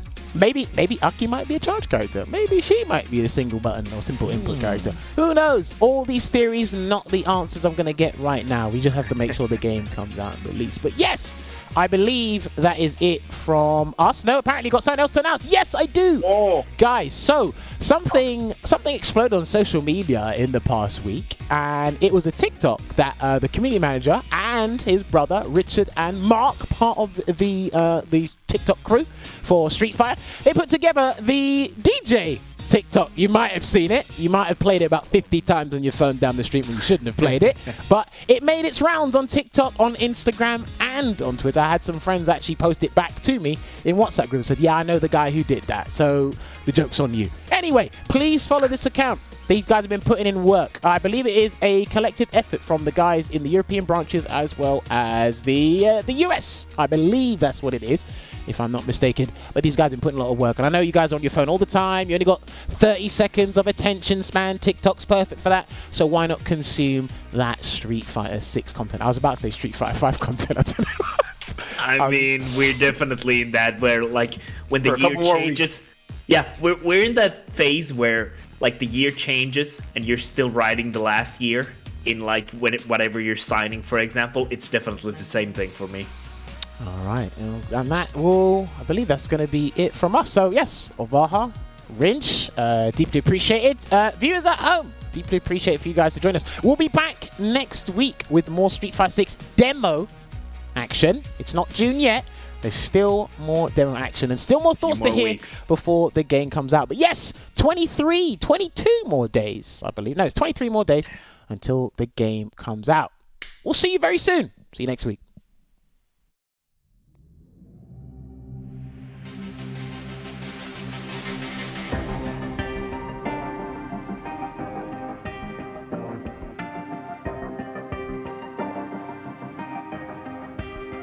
Yeah, hate that I do this, never feel loose. And when I get up in the game, y'all be improved. A real problem, but I solve them all facts proof. And if you think I'm gon' fold, then you talking fool. Yeah, y'all wanna win, let me spin, boy. All dunks aside, I'm super fly like I'm hanging off the rim, boy. I've been winning for my kinfolk, and I put on for my city from the intro. Let's go. I put that time in, my pride is out the roof, I get that grind in. So I'ma tell the truth, I get my grind on. You know the pressure make all of these diamonds. I tell them get back, step back, fast track, big lap, big facts. I'm past that, yeah. I'm tryna get ahead, get out the way. Now move forward, stand back, now break away. I'm about to bring it on. I ain't never backing down. Come and step up to the plate. For my city, for my town. I do whatever it takes. I'ma go and get this round. I'ma go all of the round. I ain't never backing down. Come and step up to the plate. For my city, for my town. I do whatever it takes. I'ma go and get this round. To the top, see the sights, see the sights, see the sights, yeah. Hop out and I'm scheming, ride around and I'm dreaming. Once I get the feeling, nobody can stop me. Hit it, I'm on gold, fending all you foes. Once I'm on the road, I'm knocking out of the door. I got the range, if you wanna come and stand up to me, pull up on me now. If you wanna challenge, tell me, rookie, run up on me now. I'm on the road to the top and I'm not looking back. I'm on the road to the top and I'm not looking back. I ain't never backing down, come and step up to the plate. For my city, for my town, I do whatever it takes. I'ma go and get this round. I'ma go all of the round. I ain't never backing down. Come and step up to the plate. For my city, for my town, I do whatever it takes. I'ma go and get this round. To the top, see the sights, see the sights, see the sights, yeah.